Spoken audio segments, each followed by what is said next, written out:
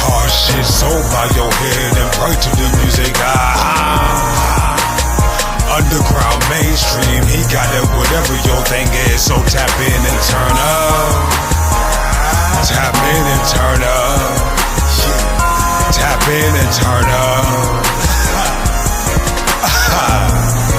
The Noize report is just in, Live a couple of shots, roll up your blunts and then rock to all these tracks. You ain't heard shit like this in your life.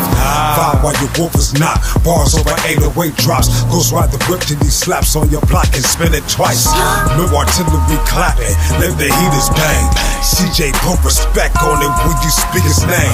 This where the townless lives, no cap, all facts. Cycle here for the real, fuck them other podcasts.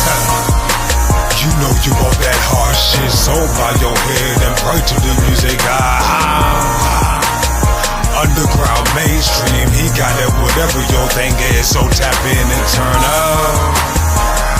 Tap in and turn up. Tap in and turn up. The Noize report is just in,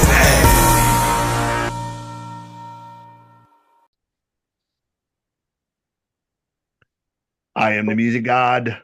This is the Noize report. You know what we do here? We laugh, we have fun, we talk to cool and interesting people. Anything and everything. Pretty much anyone that can sucker to come on this damn thing. Movies, music, pop culture, wrestling, it don't matter. We talk about it all. We have fun, we laugh. And one thing that's pretty much guaranteed is we're going to get off the rails in some kind of way. So I'm sure this won't be any different.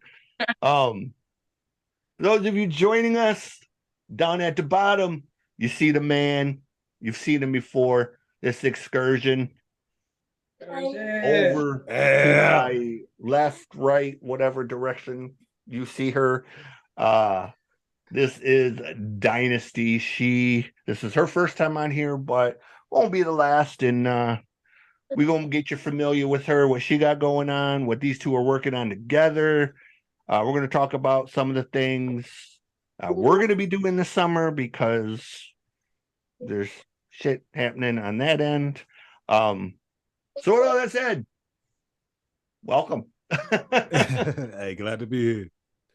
Start off by introducing yourselves for those of you that haven't seen or heard you before or don't know who you are. Give a little bit of background on who's who about what.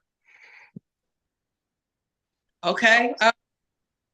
I am Dynasti. I am the CEO and founder of Left to Be Right Entertainment. I'm an artist, rapper, songwriter, you know what I'm saying? And that's just a little, pretty much about me and my guy Xcursion. Go ahead and pass it to him. And I am Xcursion, you know what I mean? Artist, you know, rapper, songwriter, you know, and the newest addition to Left to Be Right Entertainment. You know what I mean? Yeah, you know, for anybody that hasn't, you know, seen me here prior, you know, yeah, that's pretty much it for the most part. You know, just to keep it short and sweet. Yeah. And y'all seen this man before. He been on when we did the brackets. He been on when we did the top 10 list. We did, I can't even remember. We did the sure, we did that's top 10 black comedies, I think comedy movies. That ended with both of us pretty much agreeing that Harlem Nights without question. Because no matter how much you like Friday or House Party or any of those movies, they can't touch Harlem Nights.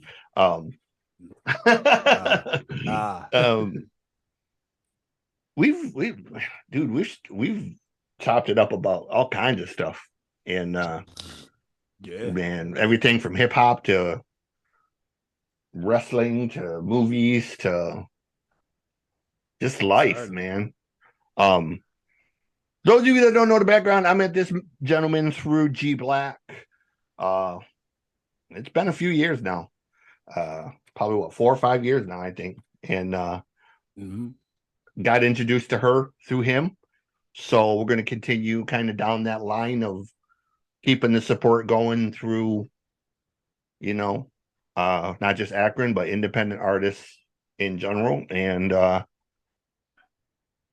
you guys are working on some stuff. So with that, start with what you got working on with her. Start with Left to Be Right Entertainment. Let's do that. Start at the top, kind of work down.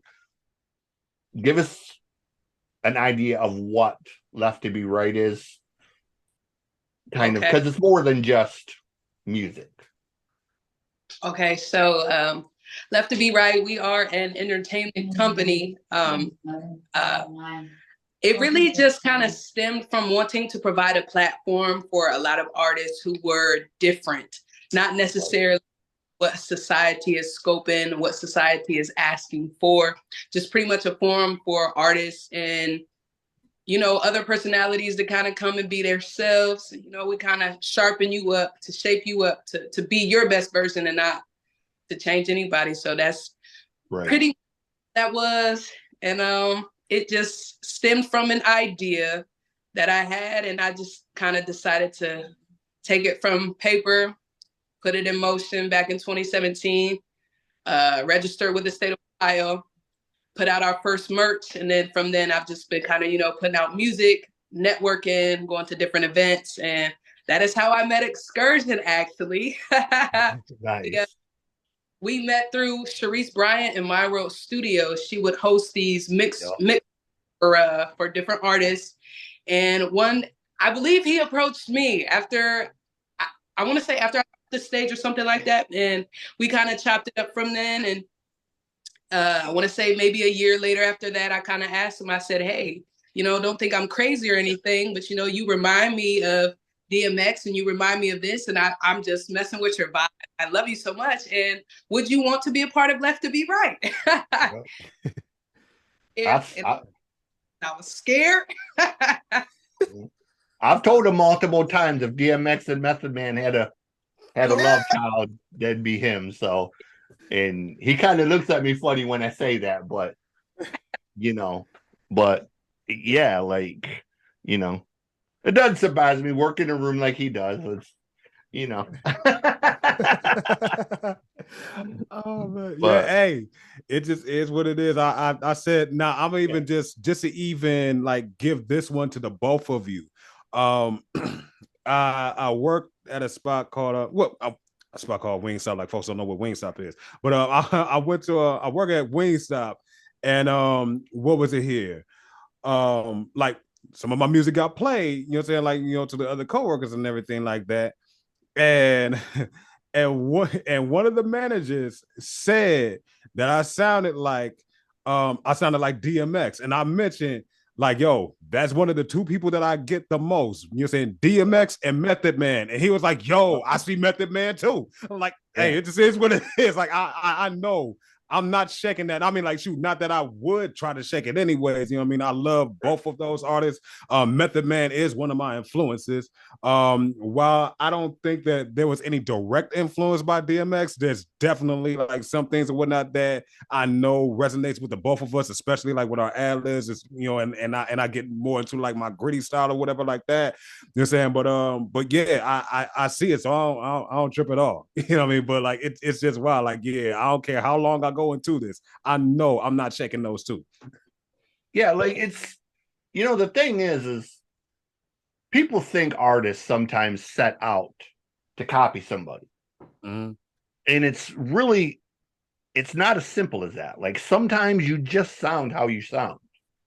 You know what I'm saying? And you can wear your influences on your sleeve in the sense of it's going to seep into what you do. True. But real recognizes real. So you can tell when somebody's trying to copy something versus it just being kind of who you are. Right. Yeah. You know. I definitely agree with that, because it wasn't that he necessarily like reminded me of DMX's music per se, but like the mannerisms, the in his voice is like attitude. I'm like, damn, like yeah, that's what I'm saying. Like, for example, and I know I'm going to get in trouble for saying this, but I'm going to say it anyways. He going to understand. You are basically going to look at me like I'm crazy. Okay. On the first Eminem CD, the Infinite one, I was a manager of a record store. When he made that record, we couldn't give that fucking thing away. Okay. He was still working at McDonald's. He was trying too hard to be Nas. And that's all it is. If you listen to Infinite, that is M trying to ape Nas' sound. Okay. He hadn't come into his own yet. And being from Detroit, we knew it sucked. Okay. Like, I'm not an Eminem fan. I'm not a fanboy. I respect the man for what he's done. I'll give him his props for what he's achieved. But when and him and I's had this discussion 100 times. When people say he's the greatest of all time, right? I don't even think he's the greatest from Detroit person. Yeah, real life. I think Royce 10 times the artist that M is. I think Fat Father is a better artist. I think, Aztec the Barfly is a better artist. I think Hush, who's an artist that M kind of put on but was around before M, is a better artist. All of these guys, not only on record but in a straight up battle, would destroy M. And M won't go against these guys because M knows it's cute to have this 8 Mile movie and all this hype. But when you get down to street level, Detroit's a whole different thing. Like, we take the shit serious, okay? So that shit that you see in 8 Mile, that would have only ended in a shooting in Detroit, okay? Like, that's all that shit would have ended like. Okay? Yeah. It would have been cute while they were on stage, but as soon as you walked out of the sanctuary, which is where that was filmed, somebody would have got capped in the parking lot. It would have been that simple. Okay? Right. Some of that. Especially on 8 Mile. Right. If you need any proof of that, proof is all the proof you need. Jay Dilla is all the proof you need. These two didn't just die for no reason. Yeah. They lived by the sword, they died by the sword. And that sucks because they were huge and they were awesome and they deserved better, but it's hip hop, and sometimes hip hop is very real in that sense of definitely. Like look at the people we've lost. I mean, Biggie and Pac and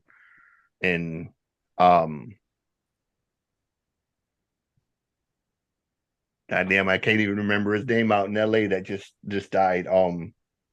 PNB Rock? Huh? Or Nipsey Hussle? Nipsey Hussle? I see his name, I couldn't remember his name. Nipsey, it's just it's shitty that this shit happens, but I guess it's getting back on track. You got Underboss coming out.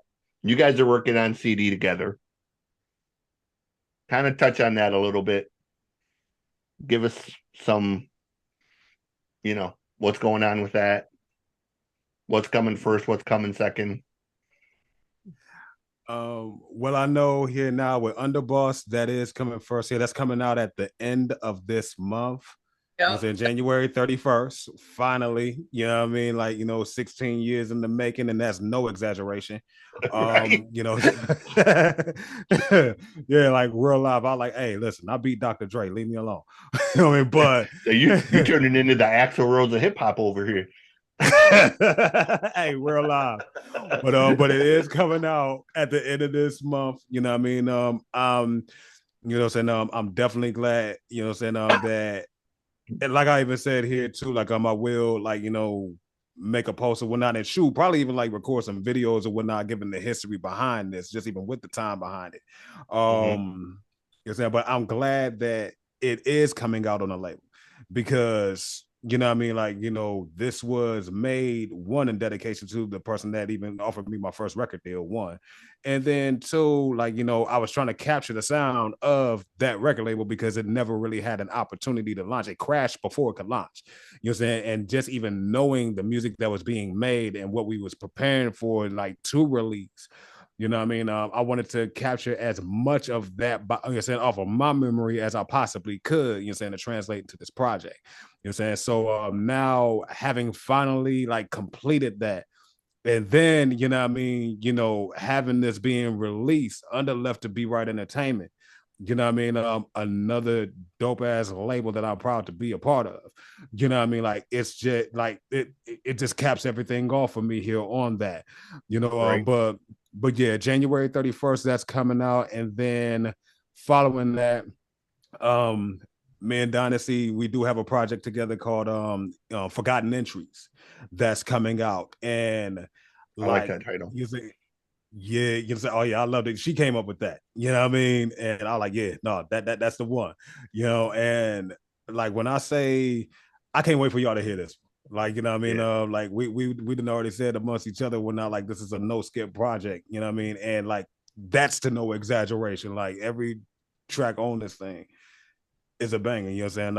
I'm gonna stop here when I just to give, you know what I'm saying, like, just to let, you know, Dynasty even speak more on it, but you know, yeah, I love this one without question. Go ahead. He being real modest, but so he actually came up with all of the concepts for the songs. He picked out the beat selection, and he kind of brought something out of me with this. He made me go back to the roots. He kind of made me go back to the core of why I even did this to begin with. I told him in one of the conversations we was having, it kind of made me, it reminded me back of when I first started rapping, and I was rapping a lot around my father and them. You know, I was rapping around a lot of guys who raised me and stuff. So they didn't really want to hear the overly sexual stuff. You know, they really to hear what I had to say. And X definitely brought me back to my roots with this one. And I am so damn excited. He kind of took the lead and I just followed.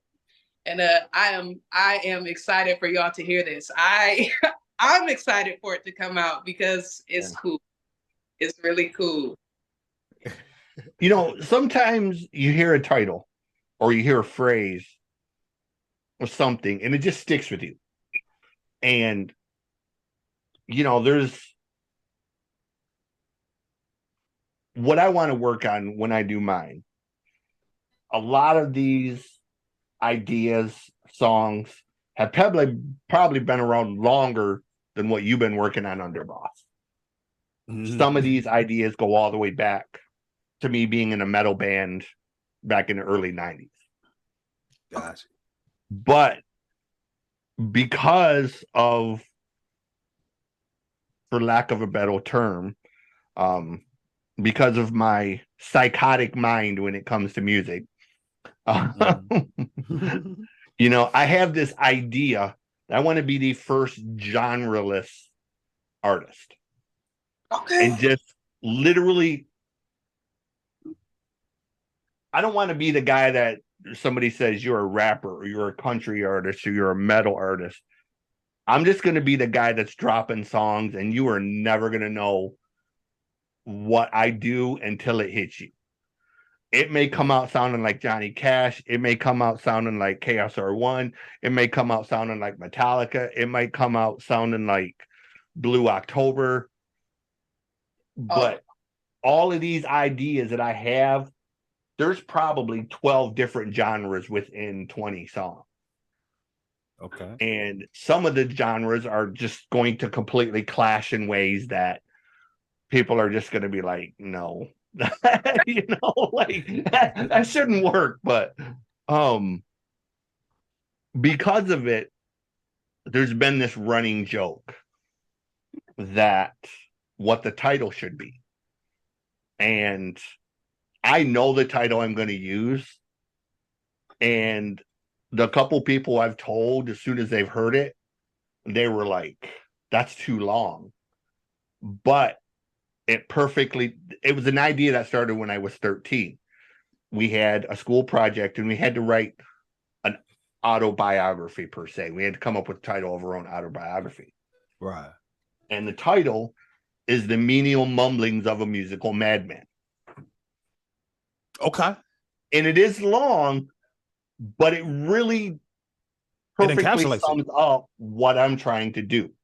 They're just going to be me mumbling musically of all these mad ideas that I've had, you know, all my influences, you know, being the white kid from a farm, being thrust into Flint Northwestern High School, being the only white kid, being introduced to Dayton Family and MC Breed and Ice-T and Too Short, and then going from that to a punk background and then to a metal background, and then, you know, being introduced to X-Clan, who was just a complete foreign concept to me because I was a white country kid from a 400-acre farm. Wow. I had heard Ice-T, I'd heard Too Short and all of that. But when I heard X-Clan, when I heard KSR1, you know, when I heard Paris, I was just a completely different way of thinking that I had never been introduced to. You know, and it wasn't hip-hop so much as the concept of Black thought and seeing the world from outside of the box that I grew up in. Right. When you grow up in a town of 800 people on a 400-acre farm, and the town is 98.6% white,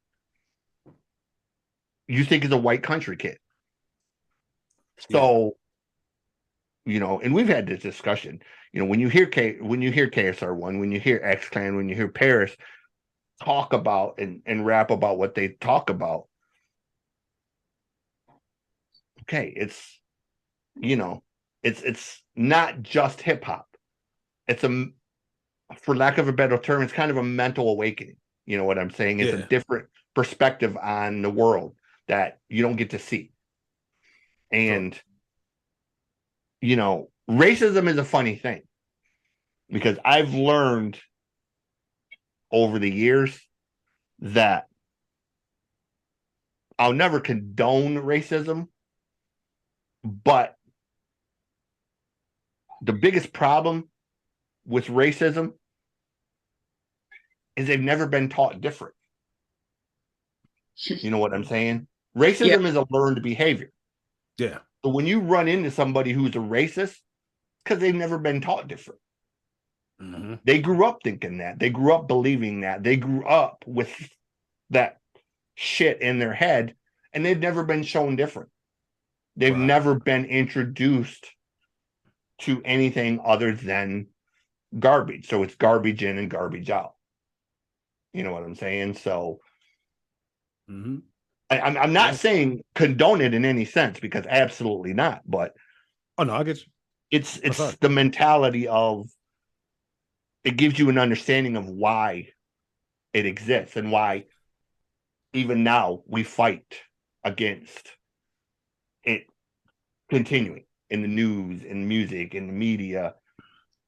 It's why when I first met G Black, and the very first interview I did with him, the artist that I played directly after him came on the radio and made a horrific derogatory remark about his music on live radio and pissed me off so bad that I banned him from ever being on my radio show. Oh, wow. Because, you know, he didn't want to be, and excuse my language, he didn't want to be associated with any station that played quote unquote porch monkey music. That was the term he used. And I was dumbstruck for a second. Like, did you say what I think you said? Mm-hmm. In 2015, you said that on live radio. And he didn't understand why I was offended by it or why I was pissed off that he said it. Well, that's because it's your friend. Got nothing to do with it being my friend. Yeah, I'm pissed off because you said it about G Black, and G is a straight up guy and doesn't deserve that. have been fucking Tupac you said it about. It's an ignorant statement. And in 2015, you should know as an artist, if you want to be taken seriously, don't say dumb shit like that. Yeah. You know, like off the top. Right. You know, so, but again, I attribute it to he probably didn't know any better. He grew up probably learning that, and no one had probably never left his own hometown.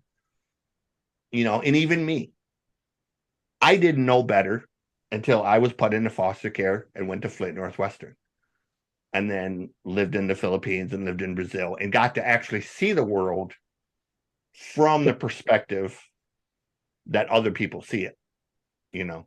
Yeah. So, yeah. You know what? We're so far off topic at this point. I don't even know how to go back. Forgotten entries. That was the last thing that we spoke about. Yeah. Forgotten entries. When can we expect it? I'm sorry, guys. I'm like, oh no, you good. You so rattle-brained on this. You're all right. I didn't mean to get off on a complete tangent, but no, we got you. You know what I mean? Well, shoot. I say like I know like right now it is like in its beginning stages here now. Like, you know, we are in the phase to where we have like, you know, our verses written for the vast majority of the songs. I want to say with the exception of maybe one. You know what I mean? And then once we get that, you know, of course, we're gonna fine tune some things and everything. I don't want to say, well, now if Dynasty, you know what I'm saying, has like a time frame in her mind or whatnot to where she would like to have this out, then, you know what I'm saying, most definitely, like, you know, she's going to communicate that, like, you know, put that out here now. But I know like right now with where we're at, you know, we pretty much got, I want to say like we're about like at the halfway point, you know what I mean, to where we can definitely definitively say like, okay, it's going to come out at this time or so on and so forth. But like, you know, anything beyond that, you know, hey, Dynasty got the floor on it. Yeah, because you guys got some showcase things coming up, right? That you're gonna be in. Oh yeah, this coming Saturday, you know what I mean? We both about to hit the vortex, you know what I'm saying, and invade, you know what I'm saying, like, you know, this wintertime grind, you know what I mean? Hosted by Keep It Street Entertainment, you know, salute to the Keep It Street, you know what I'm saying, folks and everything. You know, yeah, we got that, but yeah, like that's coming up this Saturday. Like I have a set, she has a set, but we're both gonna like, you know, have a collab, join and whatnot on both of our sets so you can still see both of us on stage together. You know, and you know, and just go from there. But no, what was you about to say? That's my fault, honestly. No, you're all good. We definitely got the showcases coming up, but I for Forgotten Entries before the end of March. So within the next month or so, like Forgotten Entries will be a thing available. And actually, for anybody who wants to even know, you can actually get a sneak peek of Forgotten Entries. We have a video up on our Facebook page where we're actually performed. I think we performed 2 songs from Forgotten Entries, 2 or 3 songs. And then go ahead. And then we're performing another one on Saturday. So it's like we're kind of sprinkling it out there, letting y'all get a taste, letting y'all get a feel of it live. So yeah. Yes, like now those 2 songs that she made reference to, like, so this is the first time that we performed that you know, at the Vortex. We performed Heart's Melody and Playing With Me. Yep. Okay. Yeah. You know what I mean? Now I ain't gonna say the one that we about to perform, you know what I'm saying, this Saturday. You know what I'm saying? It will be the 3rd song off of Forgotten Entries, which will be recorded here as well. You know what I'm saying? But yeah, those are the 2 here. When I like, again, like you said, we leaving the trail of breadcrumbs, you know what I mean, to the project. So definitely keep your eyes and ears open. That's without question. And by the end of March too, oh yeah, most definitely. Oh, I can't wait for this one. Hey, listen. Yeah, that. That's what I like hearing, man. Hold on, let me get this down here now, where I can use it. How the hell did my font get so screwed up? Oh wait. Oh, there we go. I have a new little thing.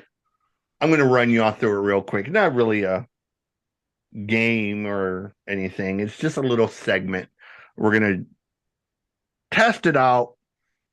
We're going to have you two kind of be the guinea pigs for it, sort of, so to speak.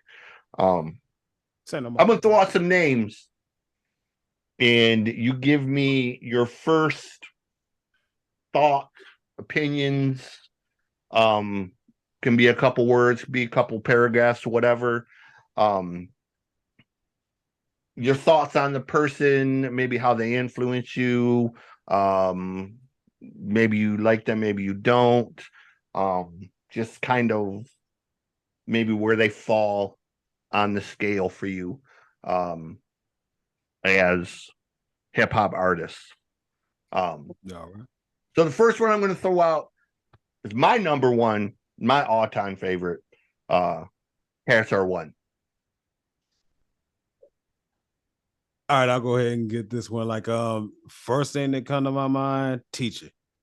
You know what I mean? Like, you know, every time I hear KRS-One, you know what I mean? Like, it really feel like, you know what I'm saying? Like, you really feel like you in the classroom with this guy, or like, you know what I mean? Or like I would even say here too, like you talking to the Yoda.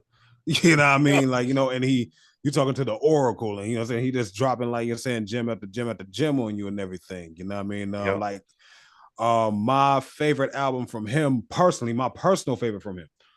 You know what I'm saying? And I was the one to where once I really got into rap, you know what I mean, in hip hop, I listened to the music that I listened to or whatnot, like once I got into it, but then I backtracked as well. You know what I mean? Like, so I can hear everything. You know what I mean? But like, you know, just even recognizing, like, you know, everything that he did with Boogie Down Productions and everything like that. My personal favorite from him is the I Got Next album. And then even the compilation that he did or whatnot, like, you know, when he formulated the Temple of Hip Hop. But anyhow, you know, one song is the MC. You know what I'm saying? Like when he put that song out, you know what I'm saying, especially at that time, I think he came out with that in like 96. I was 12 years old at the time, like 2 years into rapping. You know what I mean? Yeah, 2 years into rapping at this time. You know what I mean? Like, you know, and hearing him saying what he was saying and like really wanting to get into this or whatever, I really felt like I'm sitting in front of the sensei. You know what I mean? Like you know, so like, yeah, like I know like anytime I listen to him, I'm gonna get something, a substance from him on top of the wordplay and everything, you know, saying that he's capable of doing here also. So those are my thoughts on him. Yeah. Go ahead. Sorry. For me, okay, so I'm a little younger. I don't really know much about his music, but when I do think of him, I think he is very influential. I do watch a lot of the podcasts and things that he has featured on as a guest, and I listen to a lot of the knowledge that he be throwing down. And just a lot of his philosophies about life are very applicable, at least for me. And he's teaching with reason. So that's where I kind of resonate with him with that. Yeah. And me personally, just like I said earlier, you know, he was one of the first hip hop artists I was introduced to. It was the Edutainment record. And, you know, I had heard hip hop before that, but it was the more mainstream stuff. So when I heard Edutainment, it was like a lightning bolt to me. Like I had never heard anyone speak with that knowledge, with that passion, with that fire. Yeah. And it's that fire in the belly delivery that he had, man. And say something so serious, but maintain a sense of humor about it, in the sense that, you know, he could twist his words in so many different ways to have so many different meanings, you know. And even now, 35 years later, I'm still blown away by his ability to be almost 60 years old and, you know, still killing, create stuff. And that's why now, like, again, I'm going to be 52 this year, and people say, well, you're too old to be a rapper. Shit. Look, if KSR1 can do it at 60, I can do it at 52. So, you know, Ice-T's out here at 71 doing it. So Right. it's my ass. I'm gonna be a 52-year-old rapper, okay? And then off the top here too. It, but it's gonna happen. Right. And then just even piggyback on that, Jay-Z is in his 50s. He's still rapping. Snoop Dogg is in his 50s. He's still rapping. Like, you know what I'm saying? Like, so like, yeah, miss me with that. Like, shoot, and matter of fact, like, and let's not even get into the underground artists. You still got folks or whatever, like, you know, in the underground in their 40s, 50s, approaching 60s, still killing. Yep. So, bye. Well, speaking of underground, the next name on the list, and I'll start with you because I already know your opinion. Rakim. Oh, shit. That's my number. That is my number one. That's my number one. Like you said again, you said like yo, much love and respect to KRS-One. Like you said, like again, he's dope as fuck. You know what I'm saying? Like he is up there, like you're saying, like you're saying in my pillars of hip hop without question. Like you're saying, like I will never. You said like you said this credit KRS-One. He's influential here to me, but no, Rakim is the number one for me. You know what I'm saying? And I mean, like I'll even say like here too. I had to backtrack with him as well. You know what I mean? And I respect, I say it like this, like I respected him because I recognized him as that one that, you know what I'm saying, caused everybody and put a demand on the rest of the rap game. You know what I'm saying? Like all the rappers and everything and the artists to level up with their pen and like their flow and their cadences and how they just approach rapping on a song. But you know what I'm saying, but even with my giving him that, you know what I'm saying, that respect is that one, you know what I'm saying, that pretty much changed the landscape of hip hop. I still wasn't an avid fan of his yet until I heard the 18th letter. I heard the 18th letter. The album as a whole is it's the perfect album for me. But especially The Saga Begins. I heard The Saga Begins and that shit blew my mind. I'm like, yeah, he's the one. He's that one. You know what I mean? So like everything that, I'm not even going to say everything, but like a great deal of things that anybody could listen to me, you know what I'm saying, for whatever, and may even like, you know, respect me for, may have even taken from me or whatever the case may be. You can guarantee a great deal of that from the multi-syllable rhyme schemes to, you know what I mean, to the, you know, to the way that like, you know, say he just like puts his words together and everything, you know, to paint a picture with not, you know, with such, you know, in such a vivid manner, you know what I mean? All the while speaking simplistically, you know what I'm saying? Like, you're saying like, he doesn't use a whole lot of, you said, big vast words like that. Now I know I do from time to time. That's the cannabis influence coming out. But like, you know, but like, you know, but like just him like being able to like, you know, like simple yet substantive and vivid, you know what I mean? To, you know, to even the wordplay that he executes whenever he decides to get into that vault, you know what I'm saying, with him, you know, like all of that is like, yo, I got a great deal of it. I didn't get all of it, but I got a great deal of it from him. You know what I'm saying? Like, you know what I'm saying? If you look at Xcursion in any way, shape, or form and be like, yeah, that's that one, you gotta credit him. You know what I'm saying? Above anyone else. That's even above Method Man and DMX. And yes, I did draw from them too. But Rakim was the number one for me. Go ahead. Yeah. See, and you're the reason I ever got into him, because after we spoke about him, I went back and listened to his, you know, the Eric B. and Rakim stuff and the 18th letter and all of that. And I never realized how great he was. Like, listening back to it now, it's like, holy shit, like how the hell did I completely miss this, you know, because, you know, like when I talk about hip hop, I love the lyricist over everything else. And, you know, that's him, man. His lyrics, the way he rhymes is just completely in line with all of the favorite people that I love. So I got to credit you with anything that I know about Rakim, because I would have never even looked back at him otherwise. You know, he would have just been a name like, yeah, I know who he is, but I never really heard his stuff. Which is completely how I was. I know. Hey, appreciate that. Hey, I'm glad to be the one to put you on to him. But like, hey, you know, yeah, appreciate that. Yeah. Thoughts for you?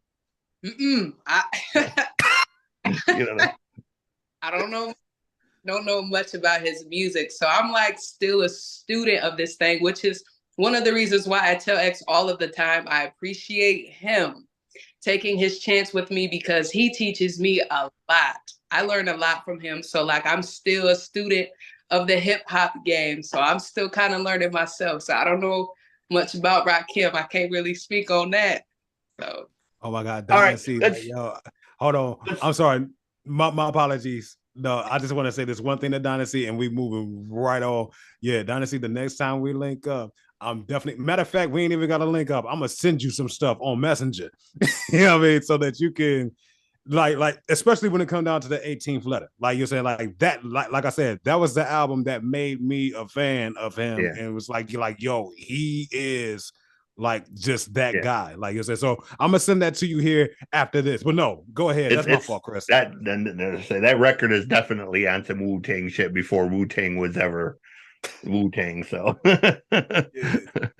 I listen to 18th Letter, and that's really what I think. Like there's a part of me when I hear 18th Letter that thinks, okay, RZA had to have heard this shit when he was putting Wu-Tang together, because there's so many correlations between, you know, that and Wu-Tang. him doing that record, and then like 9 months, 11 months later, Wu-Tang came out with 36 Chambers, and you have 36 Chambers, 18 Letters, both relating to the Quran, and there's so many correlations between the two that, you know, Yeah.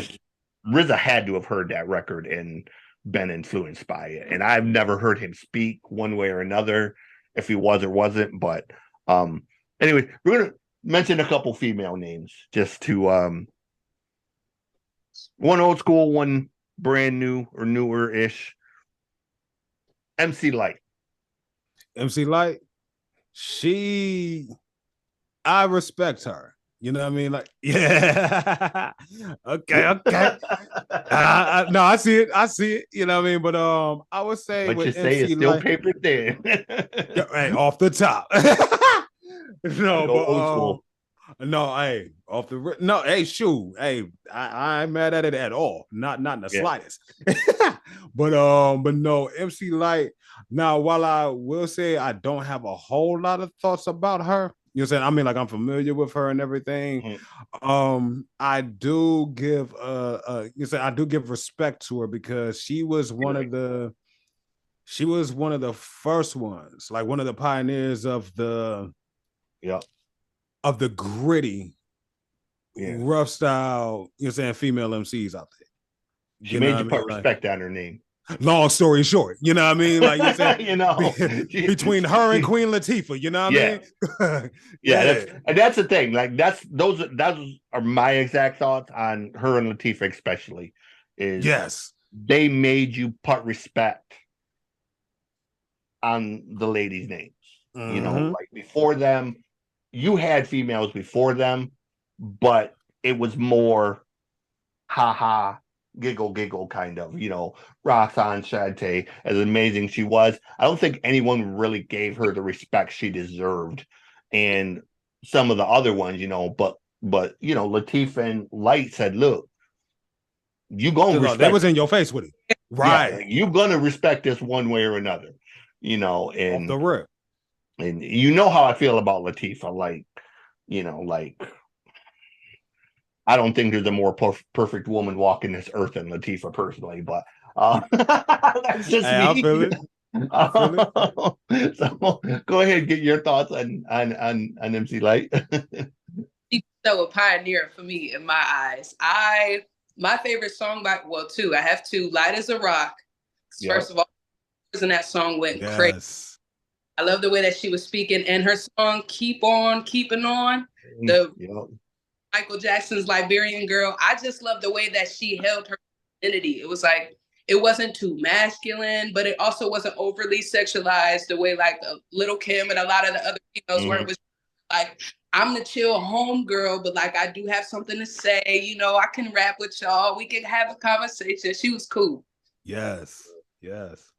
Respect. Much love. The other name I'm going to throw out here, I know he's familiar with her. I hope you are. The name is Ciroc. Oh man. You're not familiar with her, Die? I'm gonna put you on to her too. I'm putting you on to her too. I'm gonna tell you something. I'm gonna even tell you this here too. Doc. Well, I know you know because you've seen the What the Shit podcast, when we premiered that song Holy Grail with Yuck Mouth. And he even mentioned that you should be on a track with her. And I said that you would hold your own with her without fucking question. If there was any artist that I could put you with, it would be her. Because she is. Oh my God. Yeah. Oh my God. Dynasty. She is. Okay. Dynasty. She's not as established as Latifah is, but she's another one where, her whole thing is goddess game. Yes. That's her thing. Yeah, like go ahead. And she is an absolute goddess. I mean, gorgeous in every sense, physically and mentally, lyrically, just unwittable, man. Like, just, fucking like amazing. Yeah, like she is the pinnacle of hip hop, and not just for females. I think for males. Her and King Crooked just did a song called God Complex. And Shameless Plug. Yeah. No, it's nasty. But he knows, like, but yeah, Ciroc, man, is. I'm telling you right now, like, I don't know another female. And no offense to any females, ladies, I don't say this as a diss, but she's just the pinnacle. Like, she is the peak of that mountain. And like, fuck all that. Like, listen, of course I don't, of course I'll never, like you're saying, disrespect any female artists out there. Yeah. Like, and I don't mean it, but like, no. One second. Well, I mean, like, I know you don't, you know what I mean? But like, I'm just saying here myself, like, just to even like, even like segueing into this to give my thoughts here explicitly about her, like, salute to all the female artists out there doing their damn thing. But no, Say Rock is that motherfucker.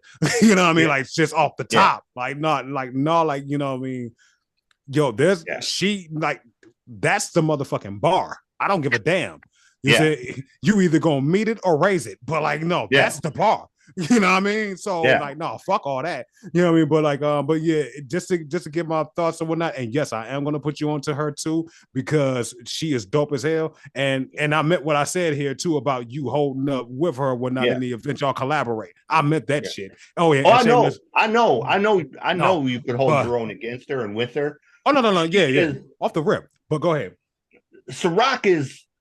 What's so amazing about what I find amazing about Ciroc is she's not just the female artist to set the bar by, but she's literally the personification of raising the ship to the level of the water.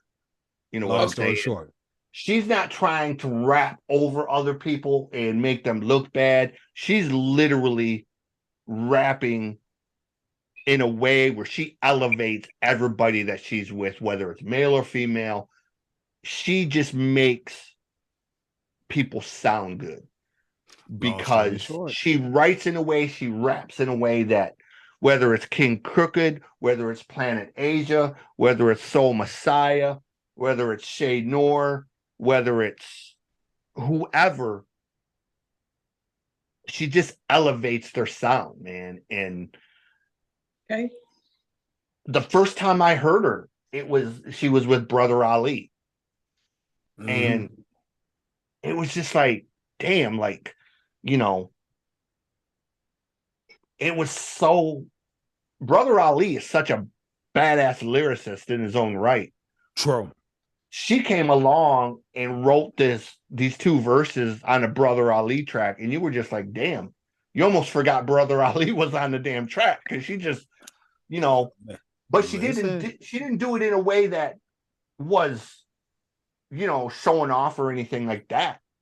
She just took a track that was here and brought it just here, brought that man. motherfucker It was up. like, damn. And then I went back and listened to her other stuff, and Okay.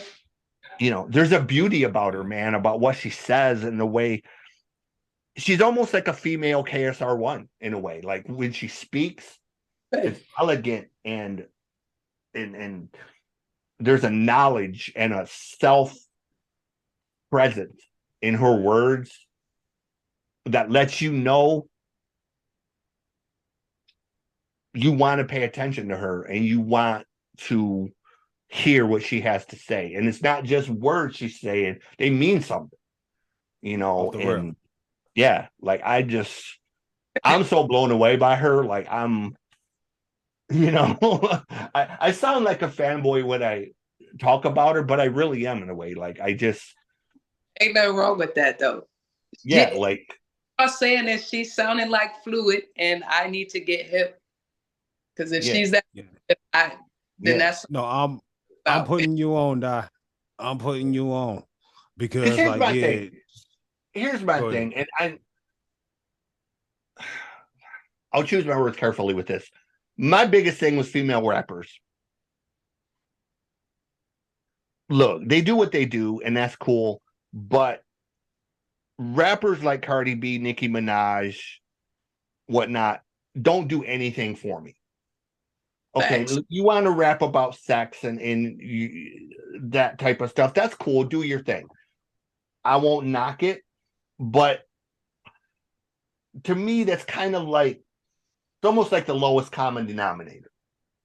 Everybody knows sex sells. Everybody knows, you know, whatnot. So it's really low hanging fruit to me, kind of like there's no substance to me to it. And it's just, okay, you can talk about your ass, you can talk about your tits, you can talk about this, that, or the other thing. You'll have my attention for about 30 seconds, but after that, if there's no substance to it, I ain't gonna listen to it again. You know, so it's just like whatever. I like grittiness. I like lyricism. I want to hear something.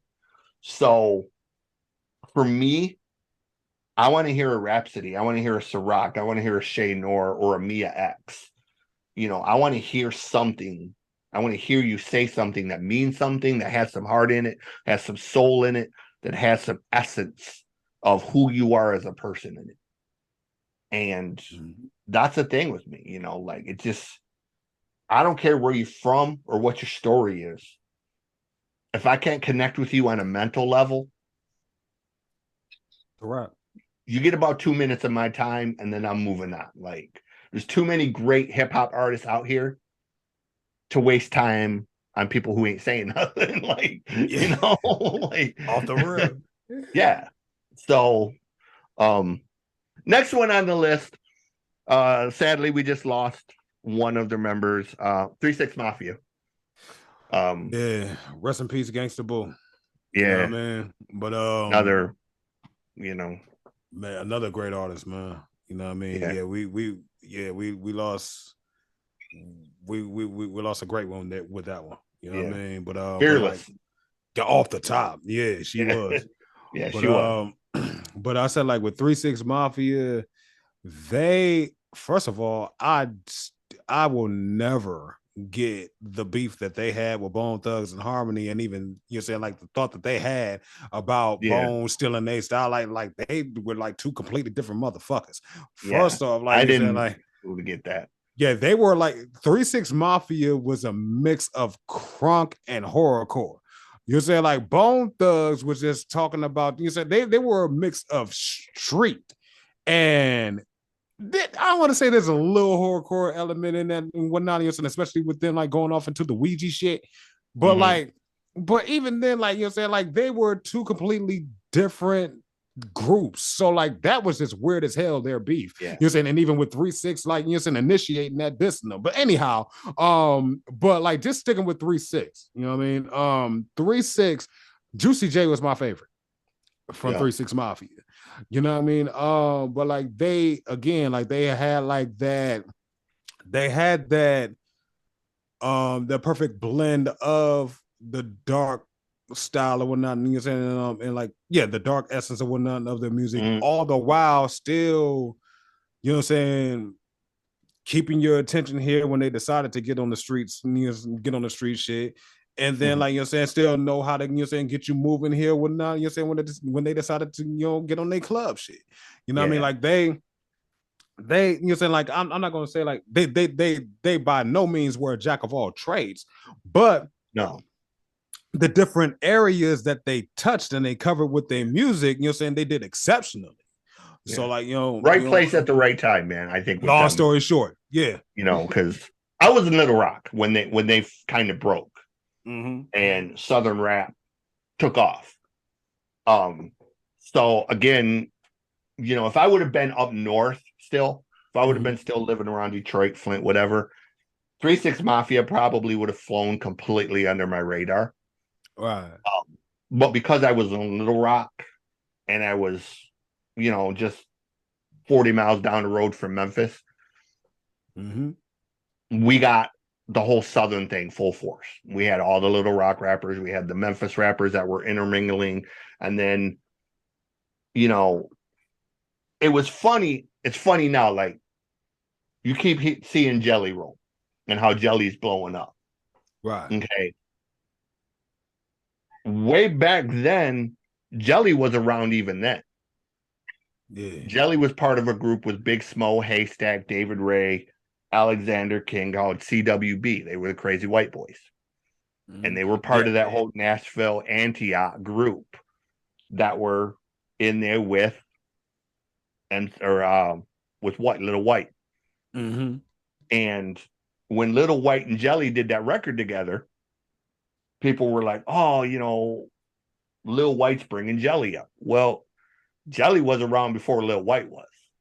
Right. So to see Jelly blowing up now, doing country music and getting all of these big hits and all these fans are pouring in, I'm laughing because, like, look, Jelly been out here grinding for 25 years, man. Jelly went to federal prison twice during this time over shit, okay? Jelly's not new. Like, Jelly has earned every bit of what he's getting right now. Off the road. You know? So when you see Jelly Roll and all this shit that, you know, he's got Save Me and he's with this person and this person, look, that's 2 stints in federal prison. That's selling drugs in Antioch. That's being with 3-6 and Little White and all of them guys for 2 decades of earning that reputation of who he is. You know, so like I said, I would have missed that whole thing if I hadn't been in Little Rock, but I'm glad I was, because I was introduced to 3-6 Mafia, Ludacris. That's, you know, first time I heard Ludacris, first time I heard Pastor Troy, first time I heard David Banner. That was all down south, you know, and that was maybe not now, but in the 90s, that was a vibe, man. Like, or in the 2000s, you know, like, you couldn't get away from that down there. Like, everyone had a Cadillac and everyone was playing Pastor Troy. Everyone was playing David Banner. Everyone was playing, you know, 3-6 or Gangster Boo or Project Pat or something along that line, you know. So just one of them groups. I think, like Eminem, you know, I give them props for what they did. Not necessarily a fan per se, but you got to respect them for what they do, you know. Right. Because look at the influence they had on so many different styles. So true. Last one we're gonna Dynasty. Oh yeah, go ahead. No. Last name we're gonna throw out. E40. Ooh. E Fonzarelli. 41. Gotta throw E40 out. Yes, man. The first rapper to rap in cursive. Yes. Sprinkle me. I never heard that, but that's funny. Man, listen. Oh yeah, that's one. You'll see a couple memes out there that say that, and I agree with it 100%. Yeah, Yeah, like he is just so damn. He's so damn charismatic. yeah, You know what I mean? And he just yeah, has his own little. He has his own little swag about himself, man. Like, you know what I mean? Like, to where it's just like you just can't help but to just rock with it. Like, he's one of one. You know what I mean? Like, you know, when yeah, it comes down to that shit, like, you know what I mean? Like, and of course he's definitely a Bay Area pioneer. You yep, got to give him that respect. You know what I mean? Like, he's a human motherfucking lexicon. A lot of the words that we use here now, whatnot, he probably done already, you say he probably made up. You know what yep, I mean? It's just like, yo, and he can get from the street shit to the playalistic shit to just even like, yo, again, to the human swag shit or whatever. Like, you can hear this one. He's the okay. I'm gonna say it to you like this, like you're saying, Carlos Miller had a stand-up or whatnot, and he was like, you know what I mean, like, you know, it's always dope or whatnot to, you know, to run into an old dude or whatever, or talk to an old dude or whatever, you know, because they'll say something or whatnot, you know, to make your whole week better. You know what I mean? Like on some, hey, how you doing? I can't call it, I might spoil it. You know, da, da, da. It ain't no thing but a chicken wing, but if you give me some grease, I'll slide you a piece. That's E40. You know what I mean? Like you're saying, E40, like it's just, oh yeah, you know what I mean? He's just the cool ass uncle of hip hop. It just is what it is. Like he's the Bay Area Snoop, if I can say it like that. You know what I mean? yeah. So yeah, that's my thoughts on E40. Yeah. I made the joke one time and nobody found it funny, but I made the joke that if they ever made a movie about E40, that the only person who could really play that role perfectly would have been Bernie Mac. Oh, for certain. For certain. Because, yeah. Bernie Mac would have had to put on some weight, but he'd have did it. Yeah. Yeah. Yeah, but Bernie had that way about him of speaking that was so kind of E40-ish in certain ways. You know, yes. that I could definitely. You know, like when Bernie went into what was that movie they did about the strip club? The Players Club. Players Club. You know, like tell me that role that Bernie that played was made for him was not E40. Like, come on, bro. That has E40 and Cube written all over it. Like, you know, E40 and Cube. Yes. No, that's real. You know, but when I said it, people kind of looked at me funny, like, what? Bernie playing E40. And I'm like, think about it, man. Like, you know, like Bernie when he said, son of a bitch. Yeah, you can picture yourself with E40 saying that, you know, but just in his own Bay Area way, you know. Right. It's just No, yeah, I don't know. That's one of those things. No, that's one of those things that folks will have to see to catch up to what you're saying. Because that is on point like a motherfucker. Bernie Mac is the E40 of comedy, and that's just real. Right. You know what I'm saying? So was, you know what I'm saying? Rest in peace, Bernie Mac. But like, you know what I mean? Like, no, he was the E40 of comedy. So no, that was perfect. The only thing that would have probably thrown it off if he did, you know what I'm saying, play E40 in a biopic would have been his voice, because like you're saying, they don't have the same type of voice. That's it. But Bernie, like you're saying, as far as like, right, you know what I'm saying? Like, and you know what I mean? But like as far as like the mannerisms are concerned, you know what I'm saying, and how they carried themselves and how they spoke and their attitudes, man, shoot, man, they were kindred spirits. So I'm with that. For sure. Thoughts? You got any thoughts on E40?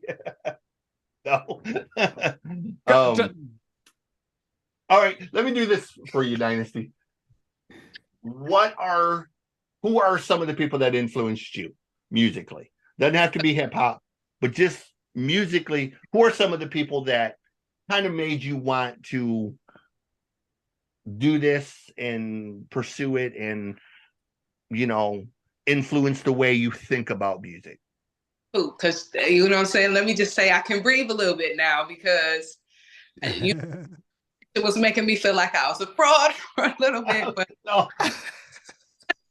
This is why I told you yesterday, for that short little time we talked, people think when they see the music god CJ playing, and they think, oh, well, that's a cute nickname somebody gave him and whatnot. No. If you know me long enough, you will come to understand I have a stupid ass knowledge of music that is just, and it's fucking unholy. And I don't know why I have it or where I've picked it up, but yeah. And I would even say this here too, as far as Dynasti is concerned herself, you know what I mean? Like, yeah. There was a time, let me just say this, and I really hope Dynasti, will be cool with me saying this. My apologies in advance if not. But like, there was a time to where Dynasti actually thought that, like, when I asked her if she's heard a certain artist or certain songs, and she would tell me no, that I would get upset. And I'm like, no, you know what I'm saying? Like, she was born at a time to where, like, she is a student of this off the motherfucking top. She is. No, but like, she was born at a time to where, like, she is familiar with a good deal of 90s music, but the 2000s is more, where she's more knowledgeable of or whatnot. Once you start getting into the 90s, because she was born in the mid 90s, so like, once you start getting into the 90s, there's music that she knows, but then there's also some music that she doesn't. So like, you know what I mean? So like, even with me, you know what I mean? Like, just even recognizing that, it's like, okay, I know she knows her shit on the music side, but like, you know what I mean? Like, but once I start getting into the 90s, it's like, okay, how much does she know in this respect? And anytime I hit that bump or whatnot, and I mention the artist or whatever, or a song, and hell, even if I recognize a certain facial expression, it's like, okay, you ain't heard that yet. All right, I'm gonna put you on to it. Say da-da-da. Okay, say them all. Da-da-da-da. You know what I mean? So like, so like, no, she knows her shit, but like you said, but like, again, and you said, but like, she is, still learning some things and whatnot. In the hell, like, even anytime I run into that here myself, I always even let her know, like, hey, I'll put you on to it. You said I'll go ahead and send that to you later. No, but what was you about to say though, Doc? That's what's awesome, truthfully, is everyone comes from somewhere. Mm-hmm. And the greatest thing about music to me, more than anything else, is the fact that there is so much music to draw from. Yes. That, look, some people are going to come from a Motown background, some are going to come from a rock background, some are going to come from a hip-hop background or an R&B background, and every bit of it is valid in the sense that,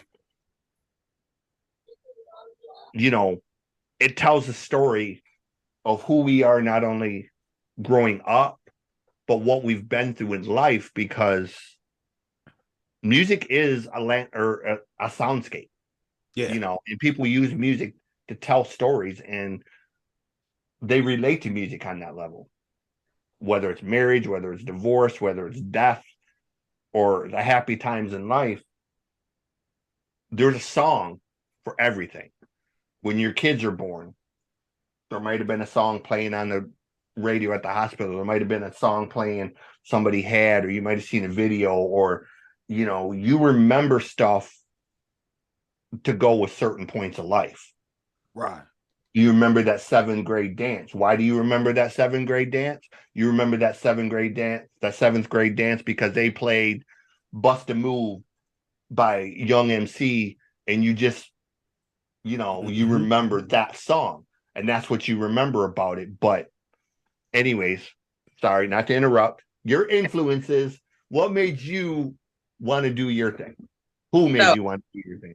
I have deemed myself an R&B rapper because majority of the music that I listened to was R&B music. And completely honest with you, I didn't want to be a rapper when I came into the music game. Being a rapper the forefront of my mind. I actually wanted to be a songwriter. So when we're talking, my biggest influences, Jermaine Dupri, Babyface, Missy Elliott, I'm looking at all of the people who were in the studio with a lot of these artists making these fucking hits. Like, what be on y'all mind? What do y'all about? And so it was a lot of them. I appreciated the fact that they got with a lot of artists. I think that was the part that made it fun for me, was seeing the amount of hits. And R. Kelly, even with him and his escapades, you can't deny the fact that that man was low musical genius when it came to the creation of it. Yeah, like, so it was a lot of the behind the scenes, the producers, the songwriters that kind of did it for me. Okay. No, hold on. Now, let me ask a question for Dynasti. Okay. Because she done said something here that was very key. It was like, what? Okay, now I already knew, like you already let me know in advance, you know what I mean, that you wanted to be a songwriter. I knew that part. But I did not know that you didn't want to be a rapper initially. Now I even know that your dad even helped you, like, you know what I'm saying, with the rap once he discovered that you was, you know what I'm saying, like doing everything here on the music side. And I know that you listened to him and everyone else here were not like rapping and so on and so forth. But even with that though, you know, you can listen to somebody doing what they do and still want to do what you do. So what was the key moment for you to where it was like, you know what? I'm about to get into this rap shit. Let me go ahead and do this here too. My dad, it was my dad, and it was just kind of, I can't pinpoint exactly what activity or when exactly it happened, but it was just one of them times after, like, he found out I could rap. Because how that happened, quick story, make it, you know, one day he heard me downstairs messing with his studio equipment. He heard me playing beats and he heard me rapping. And so he was like, oh, okay, we got some. So from that point on, he was just kind of around with me, seeing what I could say, having me freestyle and all this and that or whatever. And he actually wrote me my first rap, and I completed my song. And it's somewhere in the midst of that happening, I was like, okay, I might can do this. I might can do this. Okay. Yeah. All right. Well, I'm glad for it. Shit, you said, because you cold as hell on the rap side. Like I said, like you say, you a singer too, without question. You know what I'm saying? But like, go ahead. No, there were artists who, Lauryn Hill, probably the most famous one, that, you know, Shaka Khan, going back to the 80s, Shaka kind of dabbled. She was R&B, but when she did I Feel For You, you know, they had that little hip hop tinge to it. You know, Prince wrote it, but nonetheless, Shaka kind of made it her own thing. And there's so many, India Ari and Speech and Arrested Development, and you know, they had that great mix of soul and hip hop that kind of meshed together in ways that, you know, it was more than just hip hop. There was an essence to it. Yes. You know, for lack of a better word, there was a humanity to it, you know, that made it real. That, and not to cut you off, sorry, I apologize. No, you're good. She was also a big influence for me, but I was introduced to her in the movie Sister Act 2. So that was my time seeing a female kind of with the hip hop thing, and I loved her and how she was in that particular movie. That's what kind of introduced me to her influence in the music. So yeah. Nice. Yeah, like I think female hip hop wise, on my end, it started with Latifah, and MC Light. Probably the first female rapper I heard was probably Roxanne Shante, the Roxanne and the UTFO. That battle. But female rappers were so, I guess, new or rare at that point. It was almost a novelty. And then you had Don't Fight the Feeling with Too Short, you know, and they had the two that were basically replying to Too Short. But again, it was kind of novelty. It was with Latifah and Light that you kind of had to take it more serious. And then Missy come along, and then and Da Brat come along, and then it was kind of like, okay, this was showing you that, look, females could do hip hop, and you had to take them serious. It wasn't just because they looked good. It wasn't just because they were females. They had essence, and they had street smarts, and they could stand next to the guys and go toe to toe, you know. And then Eve come along, and Eve elevated it even more, you know, Eve stood on that stage night after night next to DMX and held her own with DMX, and I'm sure that was probably no small feat, you know. Yeah. Oh hell no. Even going now, you have like the TV show Queens, where you have Eve and Brandy playing those roles and just killing it. Brandy's not even a rapper per se, but she played the hell out of that role, you know. And she held her own against Eve, which again, but again, no, I'm glad you even said that, because that shocked the fuck out of me. Yeah, that shocked the dog mess out of me to hear Brandy rap. You know what I'm saying? And I'm like, yo, she's the voice for a reason, because like even rapping, you know what I mean? Like, I'm not gonna like put her like as a super dope rapper, but she's exceptional. You can tell that she's dabbed in it before. You know what I'm saying? But like even like, you know what I'm saying, just even with her delivery and her and again her that raspy ass voice, you know what I'm saying? Like, you know what I mean? Like, you know, it's still, everything still clicked just hearing her. Now Eve killed her, but like, you know, it's, go ahead. But she held her own against Eve, and you could tell Eve wasn't holding back on that. Right. Like, that wasn't just Eve reciting lines. You could tell there were points where Brandy said something, and you could see the expression on Eve's face kind of be like, okay, she didn't know that was coming, or she didn't know that line was written into it or something. And it was kind of like, Eve was kind of like, right. Okay, we going there? You know, like, I got something for that. And off the rip, you know, it made it more authentic to me. Like, I was kind of disappointed they canceled the show after one season, because I thought it had great potential. But you know, we won't even get into that, my opinions on television and shit, because you know, they canceling shows left and right that don't even need to be canceled. And keeping bullshit on TV that should have been canceled 10 fucking years ago. You know, like, so with those influences, if there was somebody in modern music, I guess, that you could collaborate with, even if it's just from a songwriting aspect, who's someone that you would love to just maybe sit down with and kind of hash out some music and see what happened, you know? Oh man, I got my 3 already, and they're all R&B artists, which is kind of funny. So my dream have always been to write a song for both Fantasia and Monica. If I have vocalists bring a song to life for me, I've made it. I've officially made it in my book. You ain't telling me shit. I've made it. I've made it. And then the third one is Kehlani. She dope. She is super dope. I love her vibe, and I feel like we're riding the same plane. And she's kind of her own artist. She's a mixture of a couple of different. And I fuck with her vibe, and I really want to do it with her.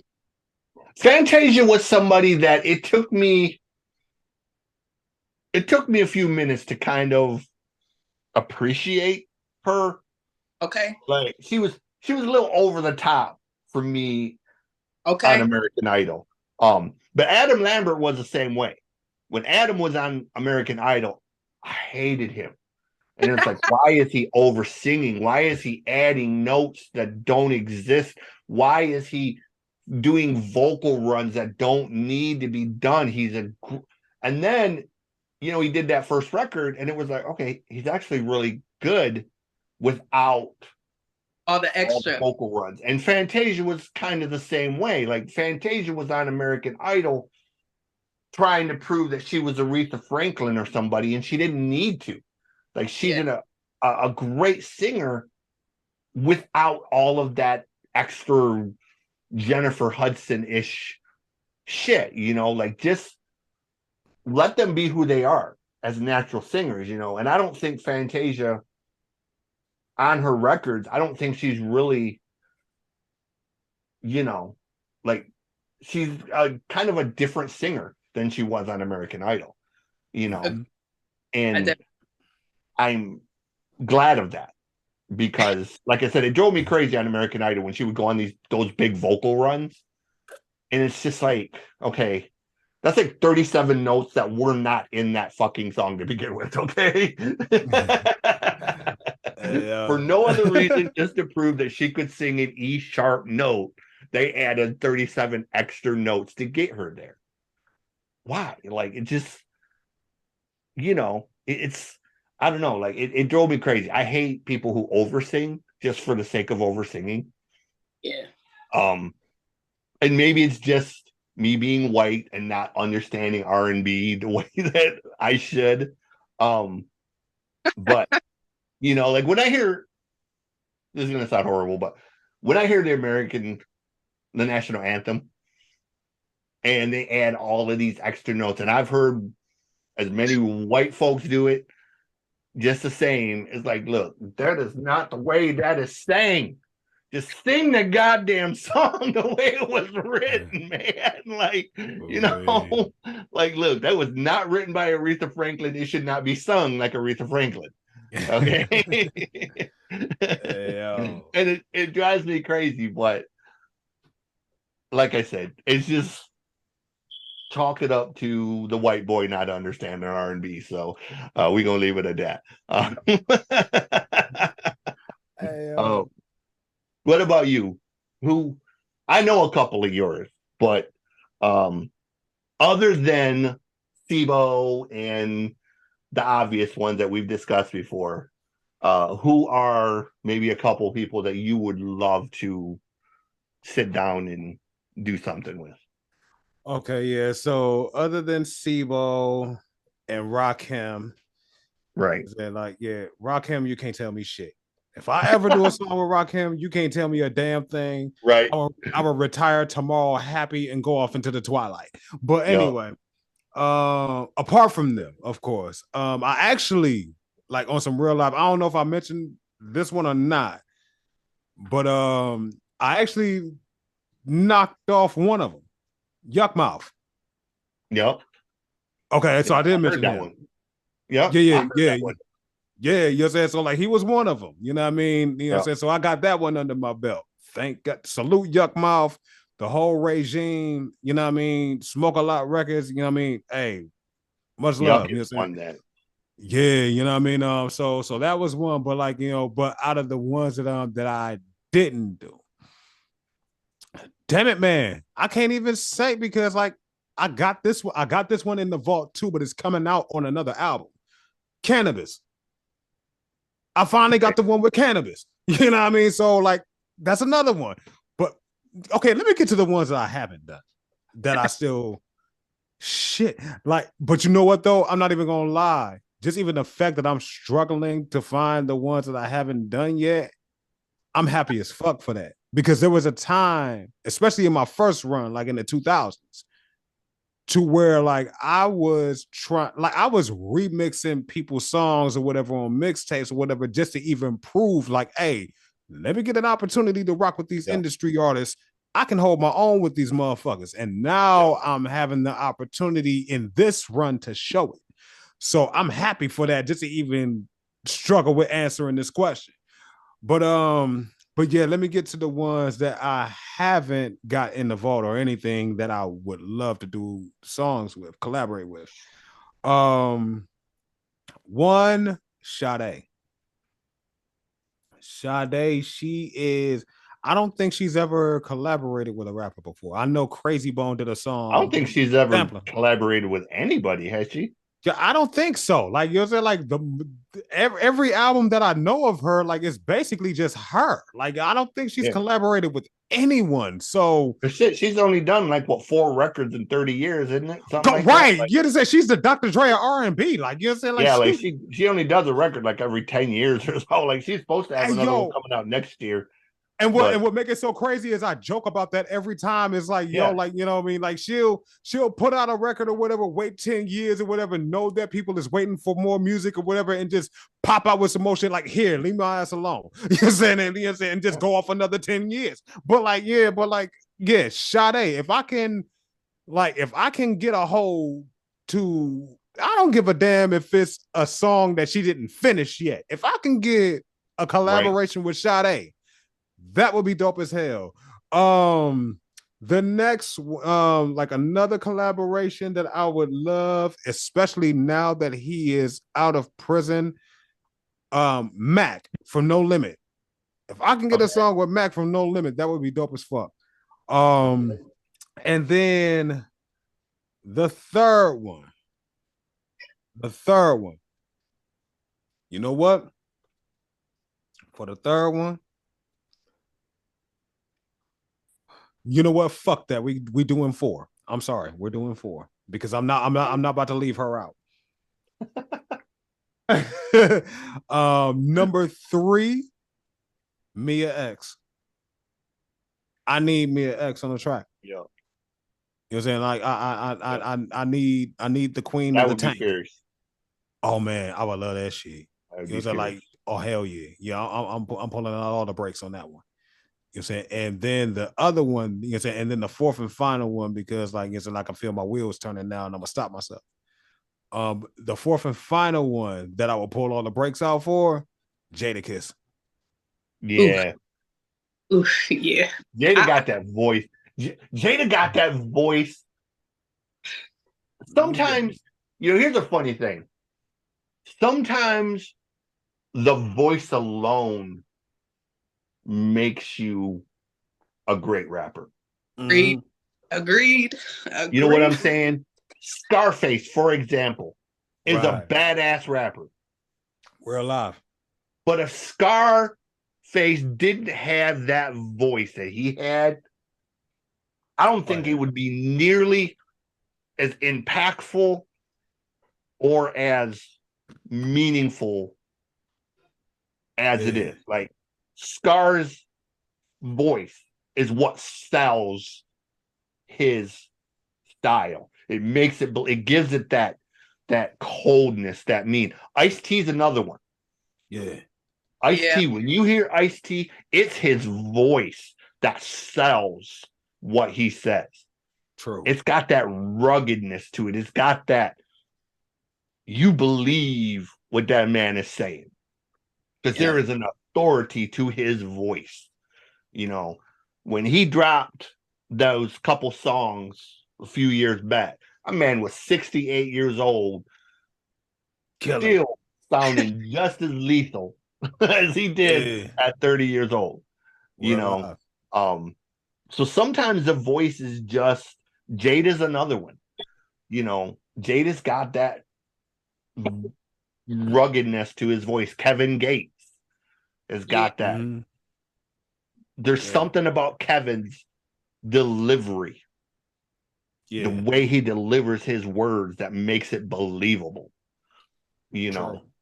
And I don't think any of those guys, without their particular voice, the raspiness, the whatever it is that makes their voice that, would be nearly as impactful without their voices the way they are.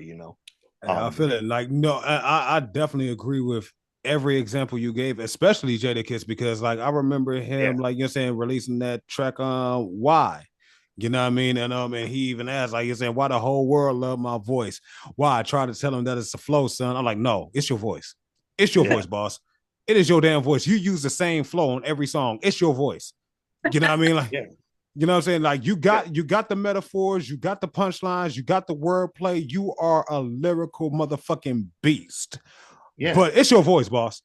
It's your boss. It's your voice. You know what I mean? So like, and I even know myself, granted, I ever get the opportunity to even make good on that collaboration or whatever, Xcursion and Jadakiss on the track, I know that's going to be like one thunderous ass track. Like, you know what I'm saying? Like, it's going to be a battle of the voices. I know this, but like, but I know it's going to be a lyrical track too.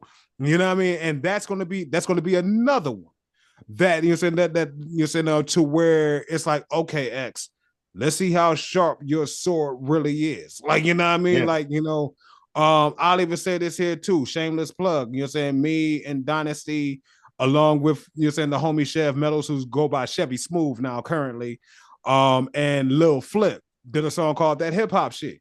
And You know what I'm saying? Like, I'm not going, I'm gonna keep it a whole buck. You know what I'm saying? Like, I shouldn't be surprised that Lil Flip took the hip hop approach or whatnot and was spitting and was even spitting bars and everything and punchlines and everything like that on the track.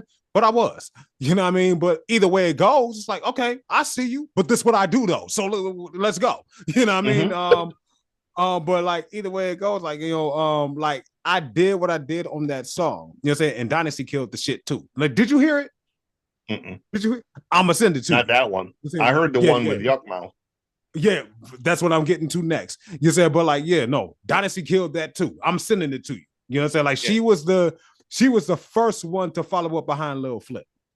Yeah. You know what I'm saying? And she did her damn thing. Yes, she did. You know what I'm saying? And that's no exaggeration, that's no bias. That's real shit. First of all, with anybody that I rock with and anybody that I build up or whatnot, you say it's for a motherfucking reason. You say like, you know, it ain't nobody. You say it ain't like, oh no. You say you cool, I'm cool, so I'm gonna boost you up. Fuck that. No. Yeah. If you say like we could be cool, but if you ain't all there like that, I ain't stamping you. You know what I'm saying? Like that's off the thing. So, well, anyway, go ahead. No, and that's the thing, bro. Like, I'm gonna tell you, I'll say it here before we put it anywhere else. The number one reason I've had these songs in my head, some of them 10, 15, 20 years. Mm-hmm. It was the divorce that I went through that motivated me to want to finally sit down and get them out there and whatnot. But I could take multiple approaches to this. Right. The reason that I want you to be the one to work with me on this has nothing to do with friendship or anything else. It's the straight up knowledge, knowing that when you step into this studio, when you sit where I'm sitting right now, that if my shit is garbage, you gonna tell me that my shit is garbage. Rewrite this shit. Yes, sir. And I'll even know what I'm saying? Off the and rip. That's what I want. I don't want lip service. I don't want somebody hyping me up. I don't want somebody liking my shit because you're my friend. Yeah. I want somebody to put a foot in my ass and say, look, you spent 25 fucking years with a song in your head. Let's get this shit out, but let's do the shit right. And just even the fact that you even said 25 years, that gives me enough ammo right there, you know what I'm saying, to do exactly that with you. So so you got the right one for that. I will I'm gonna tell you, like I told Dynasty when she was talking about, like, you know what I'm saying, how she felt like certain folks or whatnot didn't like, you know what I'm saying, supported the way that she was supporting them or whatever. I'm like, hey, you got the right one for it. And I'm telling you the exact same thing. But no, just to even get back here or whatnot to what I was generally saying here too before I lose the thought. Like, you know, that was a shocker with Lil Flip. But with Yuck Mouth, the Holy Grail track with Yuck, I already knew, well, I'm not going to say that I already knew he was going to take that approach, but I knew he was capable of taking that approach. And that's what he's done. Exactly. You know what I'm saying? So when he did it, I was shocked with Lil Flip. I like what I expected that from Yuck. And so when he did it, that was another time to where it was like, okay, X, let's see how sharp your sword really is with this. Like, is it still sharp, or do you need to sharpen it, or has it dulling over the years, if that's a word? You know what I mean? So that was more of the challenge. You know what I'm saying? Either way, I still had the same attitude, like, okay, I see you, but this is what I do though. You know what I mean? But that was the real test. You know what I mean? So like, and I know that, like, if I get on a track with Jadakiss, that's going to be another test. You know what I mean? So yeah. Like, I know who my Holy Grail ones are. None of them probably, I'm not going to say I'll never achieve them, but they're going to be long shots. But, like, you know me, and having said it before, the very top of mine would be KSR. You know, if I would ever be able to be on a track with him again, you couldn't tell me shit. That would be it for me. Like, all right, I'm just done. Hey, we're alive. I've been on a track with KSR1. There ain't no higher my ass can go than right here. Okay, like this is the fucking pinnacle. This mountain don't get no motherfucking higher for me. So we're just done. Okay, we're gonna go out on a high note. Yeah, I'm off in the sunset. I feel it. Yeah, but there are other Justin Furstenfeld of Blue October is someone that I would love to collaborate with. Ivan Moody of Five Finger Death Punch is somebody that I have a particular song in mind that I wrote probably 5 years ago. That's very in line with the kind of patriotic stuff that Five Finger Death Punch does. There is a song that is going to be the most controversial track that I do. And I have a person in mind for it. I'm not going to name that person because I want us to work together to kind of see if we can make it happen. Yes, sir. But the title of the track is called How I Learned to Say Fuck You. Okay. And essentially, it's the story of me coming from a racist background and being thrust into Flint and Brazil and all the places that taught me that there is a world outside of the box that I grew up in.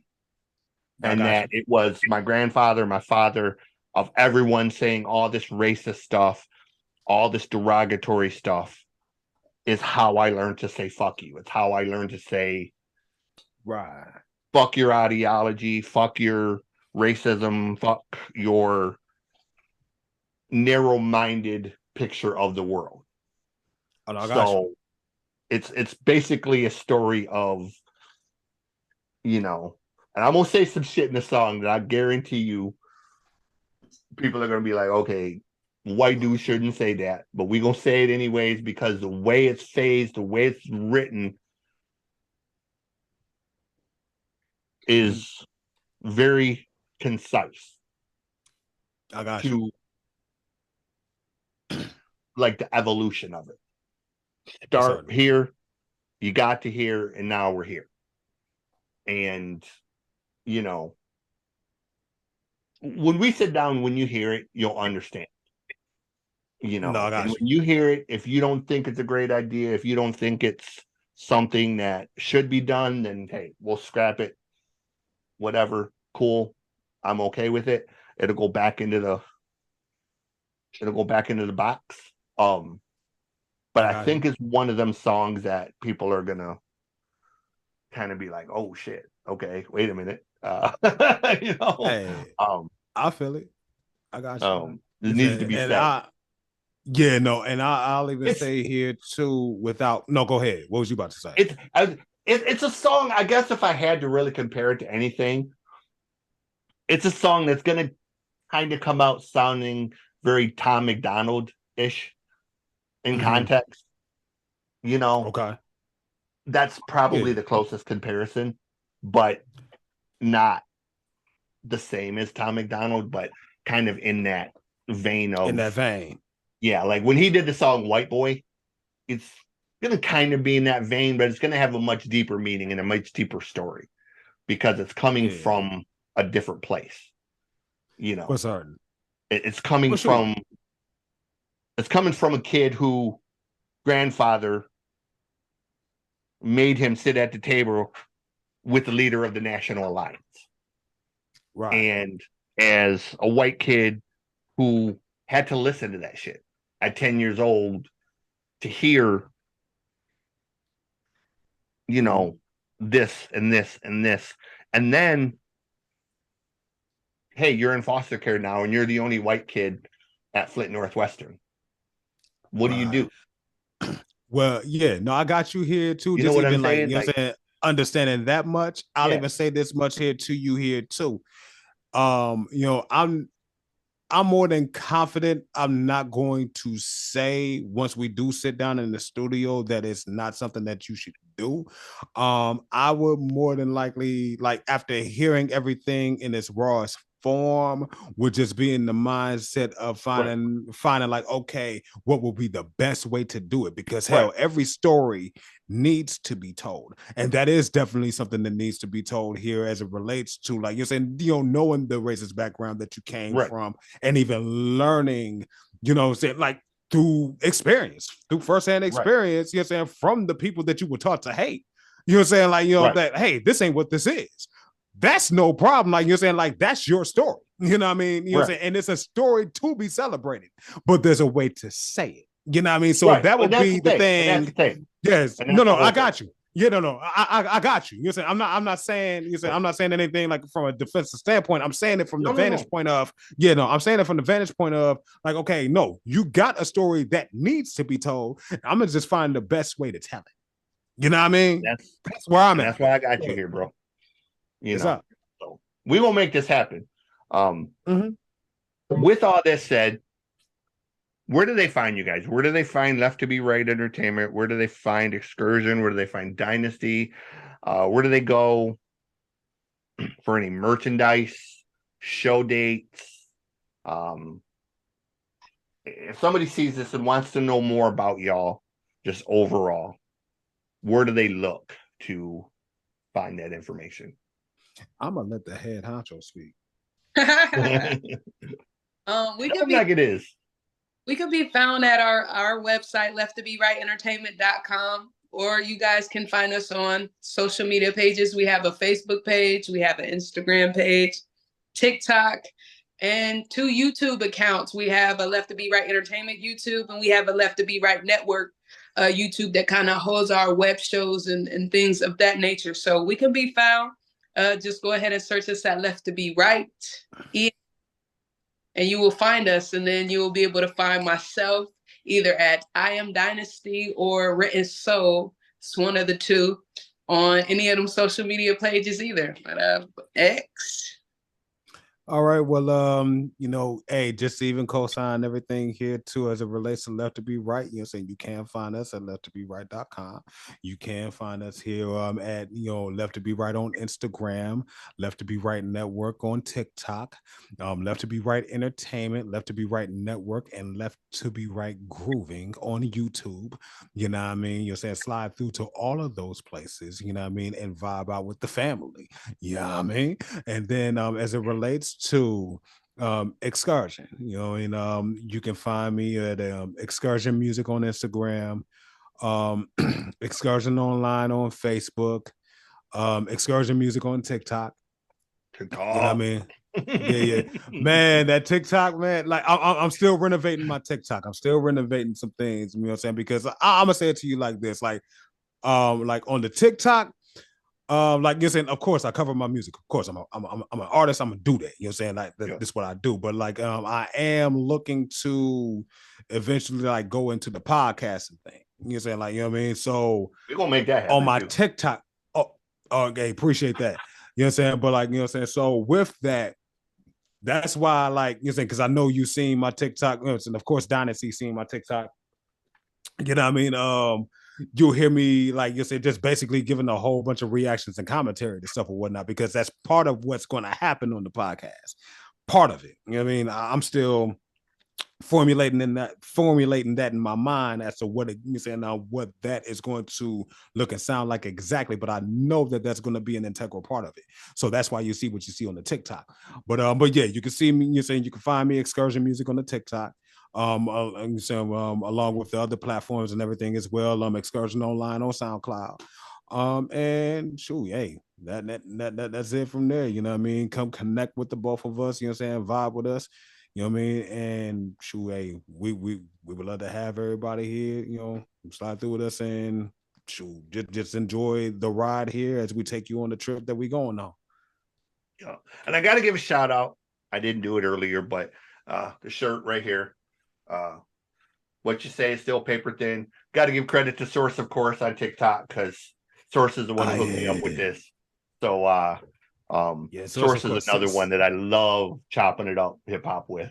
Oh yeah, salute to Source, of course. You know, what I'm saying, he is. I got to mess with Source sometimes because Source he always expects certain things from me. Like when he did the, name a female hip hop artist the other day, he thought I was going to say Ciroc, and he thought I was automatically going to go there. So of course I had to throw him under the bus and do, Conscious Daughters and all of that. And he was like, yeah. He's like, how'd that come from? And I was like, you thought I was going to say Ciroc, didn't you? Oh But man. then he turned around on his show later that night. He played that Conscious Daughters stuff, and he was like, "Man, I forgot all about that." And I was like, "See, took the white boy to turn you on to some Bay Area shit with Paris and Conscious Daughters." So, Yes, man, no, oh man, what the fuck? He actually reminded me of something that I completely forgot about because when I'm gonna just say it like this. He said on a TikTok that there was a song where Silk the Shocker had the best verse. I'm like, what? You know what I'm saying? And then just naming off the names that he mentioned, like Cameron, Big Pun, I know Charlie Baltimore. Yeah, you said the Horse and Carriage remix. I'm like, man, hold the hell up.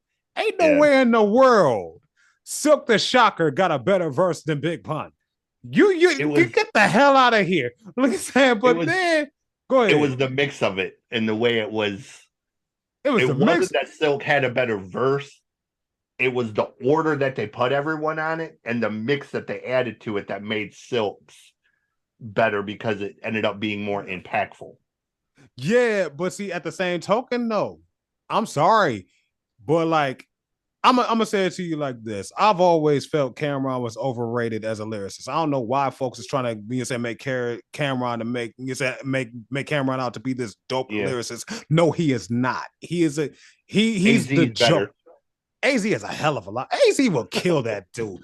Like Mace was better than Cameron in Children of the Corn.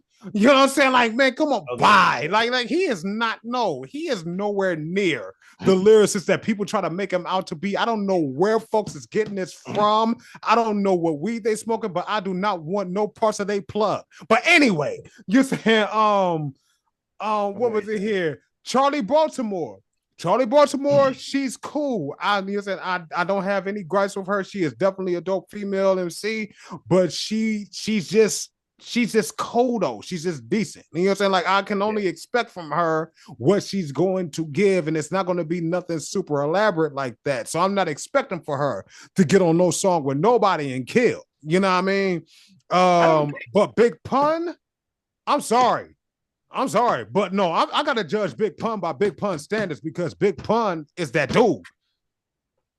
That verse was the worst verse from him that I've ever heard. Now, I mean, like just objectively speaking, the verse itself was solid. It was dope. It did its thing.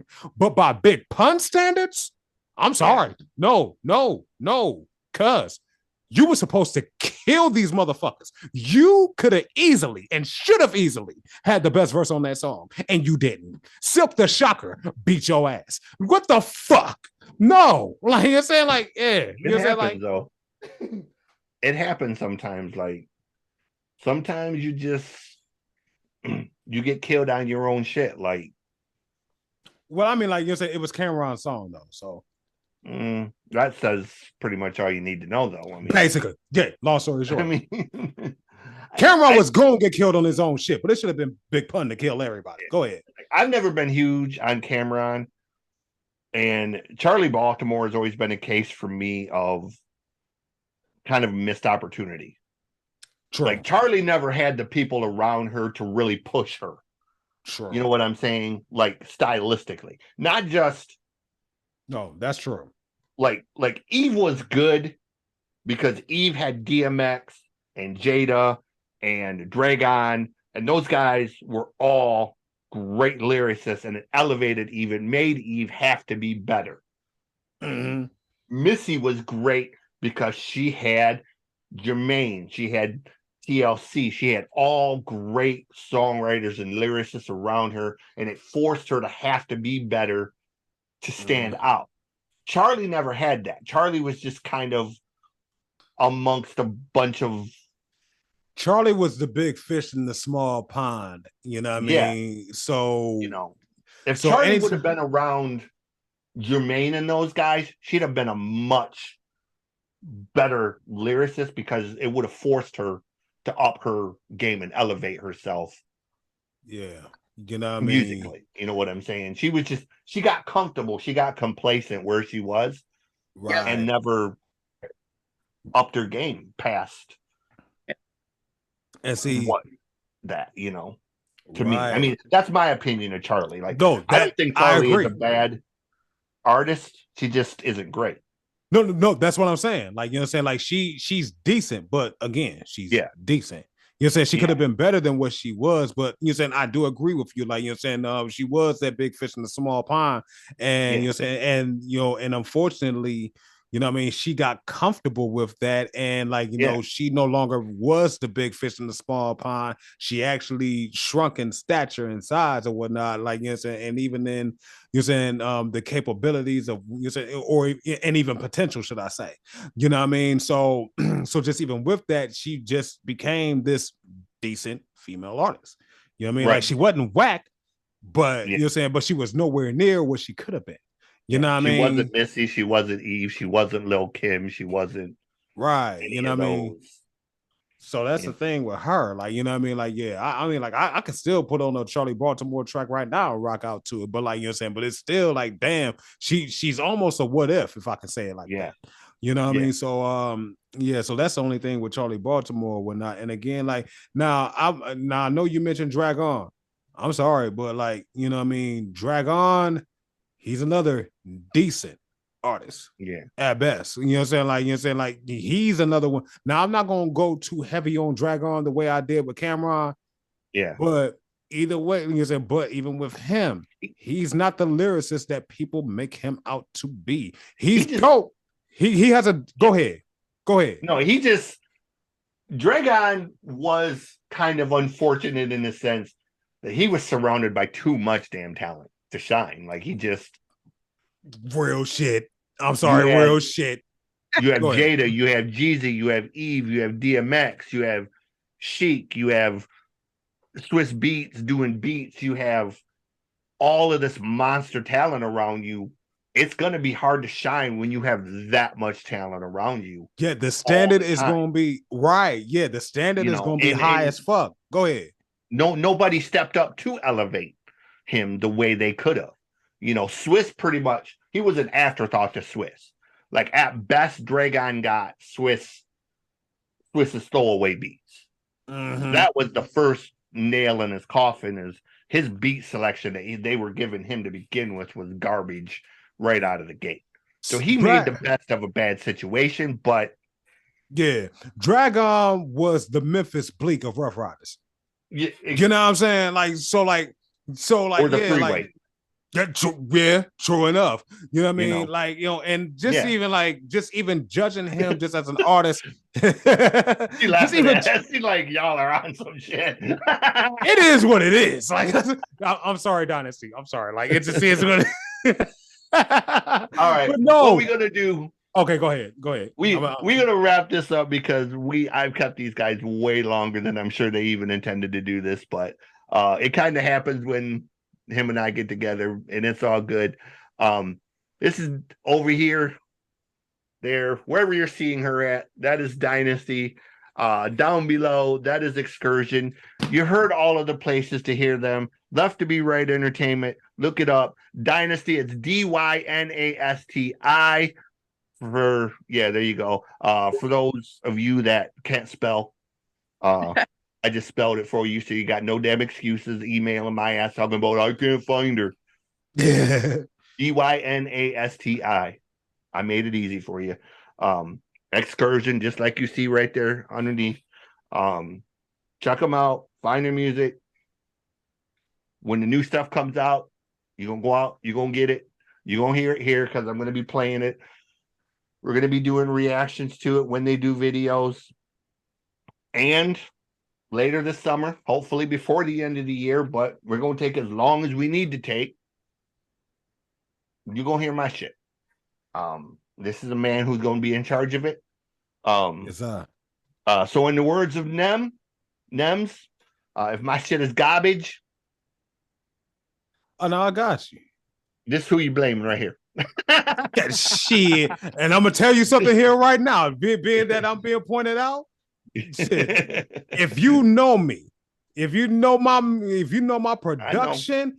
Oh, no. I know you know. I'm just talking to the audience now. You say, if you know my production, anybody out there that know Xcursion already, and know my production and you know what I'm saying, and know my track record, his shit ain't about to be garbage off the top. And we're gonna let Dynasty be the quality control too. We're gonna get her in and get her opinions on it and make sure that it's real. Oh yeah, listen, and I'm gonna even tell you this here too, Chris.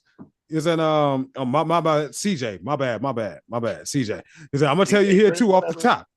Yeah, no, I'm gonna tell you here too off the top here with Dynasty. You know what I mean? She got that ear also. You know what I mean? Like you said, off the rip. So, like, you know what I mean? So, like, you know, and 9 times out of 10 and whatnot, like you said, because we already planning on, like, you know, saying taking trips out, you know, saying, like, you know, to different places and everything. You know, when I do come up there, whatever. Hey, no, I got you. Hey, shoot, you can slide down here too. You know what I'm saying? But like, you know, 9 times out of 10, you see me, right? You know, I don't expect this shit to be done in one sitting. It's not going to happen.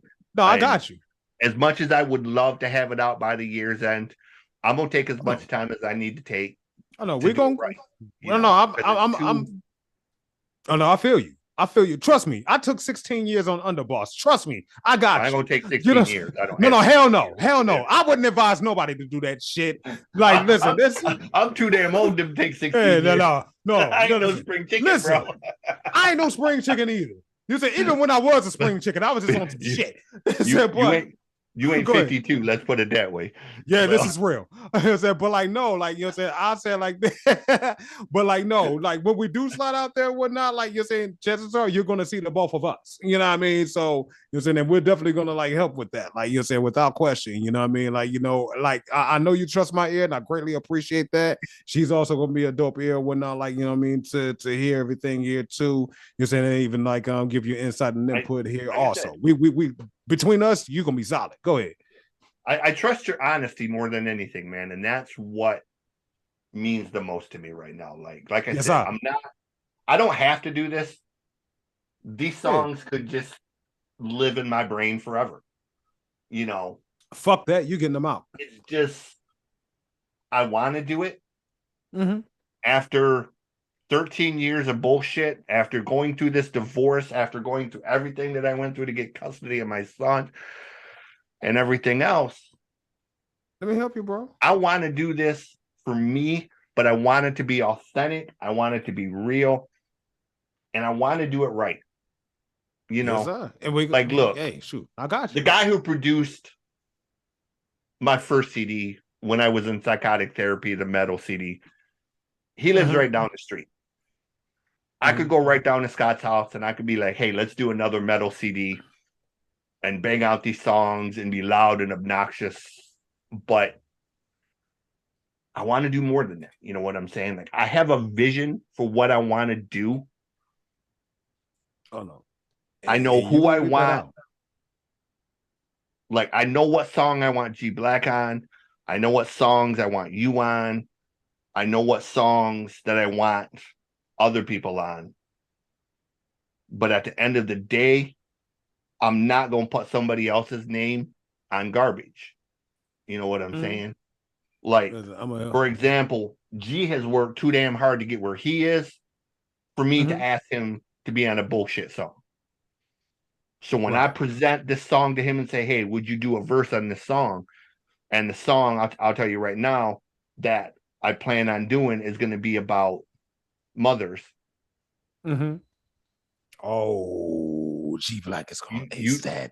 He gonna kill that. You know the story of me and him and my relationship with his mom. Yeah. I want to make damn sure that this song that I have written, G Black is going to ace that. Is ace. You know what I'm saying? So that when we take this song to him and he hears the song, he's going to be like, yeah, I got to be on it. No, yeah, no. Not because he's a friend, not because he's doing anyone a favor. I want him to hear that song and be like, yeah, I got to hop on that. Yeah. I got to have my name on that. And I'm going to tell you something here right now. No, go ahead. No, because I'm saying, I'm sure just out of friendship, G would probably be on anything that I asked him to be on. But I ain't gonna let him put his name on garbage. No, I feel you. And I'm gonna tell you something here right now. Do it right or don't do it. We're live. And I'm gonna tell you something here right now. You know what I'm saying? Like, is it me and G Black, you know you know what I'm saying? Like, well, I already know our dynamic and our chemistry, you know what I'm Mhm. saying? And you know what I'm saying, and even the relationship that we have as cousins. Like, I'm gonna say it to you like this: the family tree says that we're cousins. Fuck that. I say that's my brother. You know what I mean? Off the top. You know what I'm saying? Exactly. But like you're saying, but like, you know, I'm gonna even give this here to you here too. And he's even like you're saying going on record, you're saying even on the What the Shit podcast, even Mhm. to even put himself out here in this respect. DC had asked me like how it feels or whatnot, like you know what I'm saying, to get the love that I'm getting after so much time or whatever like that. And I even mentioned it here too that it was dope or whatever, like you know what I'm saying, like to even come back to making music and to even have a lot of the people who I consider to be my peers to even let me know that, you know what I'm saying, that I was their influences or they took X, Y, and Z from me. The moment I said that, like, oh, hey, they took X, Y, and Z from me, he raised his hand. Like, you know what I'm saying, like, just to even say, like, you know what I'm saying, like, just to even, like, you know, like, put himself out there, like, yeah, I'm one of the ones that took some stuff from him. So, Right. with that, I'm saying to you, I'm saying that, you know, say this is even drive this point home or whatnot, just even, like, you know, just even with you trusting me with your project, which I greatly appreciate. I never take anybody trusting me in any capacity, you know what I'm saying, lightly or for granted. Right. I'm telling you right now, like you're saying, that you got the person that he even drew from helping you with your project. You know what I'm saying? So, like, you know, so I know. Go ahead. That's what I'm saying. This is bigger than just. I'll even say this. Please hold your thought because I want to hear it. But I'm gonna even say this here too. Just even knowing the vision that you have for it and knowing what it means to you, I'm not gonna play around with it. You know what I mean? Like, no, I know what you're looking to execute, and I'm gonna help you to execute that shit to the greatest capacity that it can be executed. Go ahead. Like, this isn't about. Maybe it's the wrong motivations for me. Maybe I shouldn't even say this, but this ain't about money to me. I don't give a shit if I sell a single copy. I don't give a shit if TikTok videos blow up. I'm not trying to go viral. If I do, awesome. That's all just going to be icing on the cake.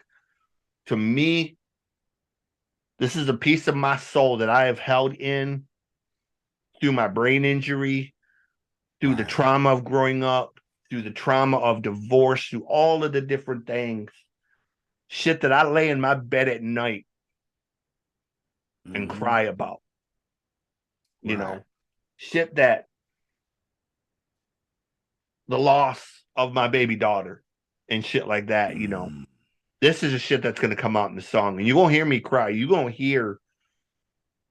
I'm not putting no pretenses on it. Right. I'm telling you right now, I'm going to be like Andrew Dice Clay up in this bitch when I deliver these songs, bro. Or Sam Kinison. You know, I got you. I'm not delivering anything less than just nuclear fucking bombs on this shit. Yeah. You know, and some of it's going to be country, some of it's going to be metal, some of it's going to be hip hop. There's going to be some acoustic shit. I got one song that sounds like The Cure or Depeche Mode. So if it takes 6 months, we're going to do 6 months. If it takes 6 years, we'll do 6 years. What the fuck ever. But when this shit comes out, motherfuckers going to know that they got every piece of my soul in this. And that's motivation enough. Period. That's motivation enough. You know, that's you ain't got to tell me nothing else. That's motivation enough. You know, that's it. That's enough. So, you know what I'm saying? That's motivation enough. Like you're saying, just knowing the investment. I don't listen. Made myself cry. Hey, it's cool. It's cool. Anywho, that's motivation enough. Go ahead. I'm sorry. Go ahead. Anywho, we are going to wrap this up. This is the Noize Report. Catch us again on another. We'll have these guys back in another episode real soon. Keep the shit more focused and not so discombobulated because, well, that's a damn lie because, you know, if the shit wasn't discombobulated, it wouldn't even be my motherfucking show. So, thank you guys for coming on here. Dante, in all realness, bro, you know what you mean to me and what your friendship means, man. So I got you, bro. Dynasti, thank you for what you were doing with him, what you're doing with yourself. I love the vision you have, and I hope to work with you soon. And I celebrate you as a woman and as an entrepreneur and as an artist and just as a wonderful person. Thank you for sitting through this and listen to us be stupid and whatnot and have a smile on your face, man. That means a lot to have you. So, And no, go ahead. I'm glad. Go ahead. Go. First of all, I just want to say thank you for being your most authentic self, because as you know, in the times that we're living in, we don't get that often. And just to hear how heartfelt and how much of the project tugs on you, I'm excited to hear about it, because we don't get people's experience in music anymore. And that is the thing that kind of drew me to it first. And I want to say you're an awesome fucking person. And I appreciate this opportunity, because you didn't have to invite me on here. You didn't have to have me. You didn't have to be as gracious as you were. You didn't have to put the knowledge on me that I'm you just did. me, man. I'm just me. I appreciate that so much. I appreciate that. I appreciate you and your platform, and I look forward to you. I appreciate it. So thank you. Make it happen. We gonna make magic, man. That's, this call us. That's we gonna write that into a song. Call us the Akron Magic, or call us the Akron Lakers, because we gonna make magic.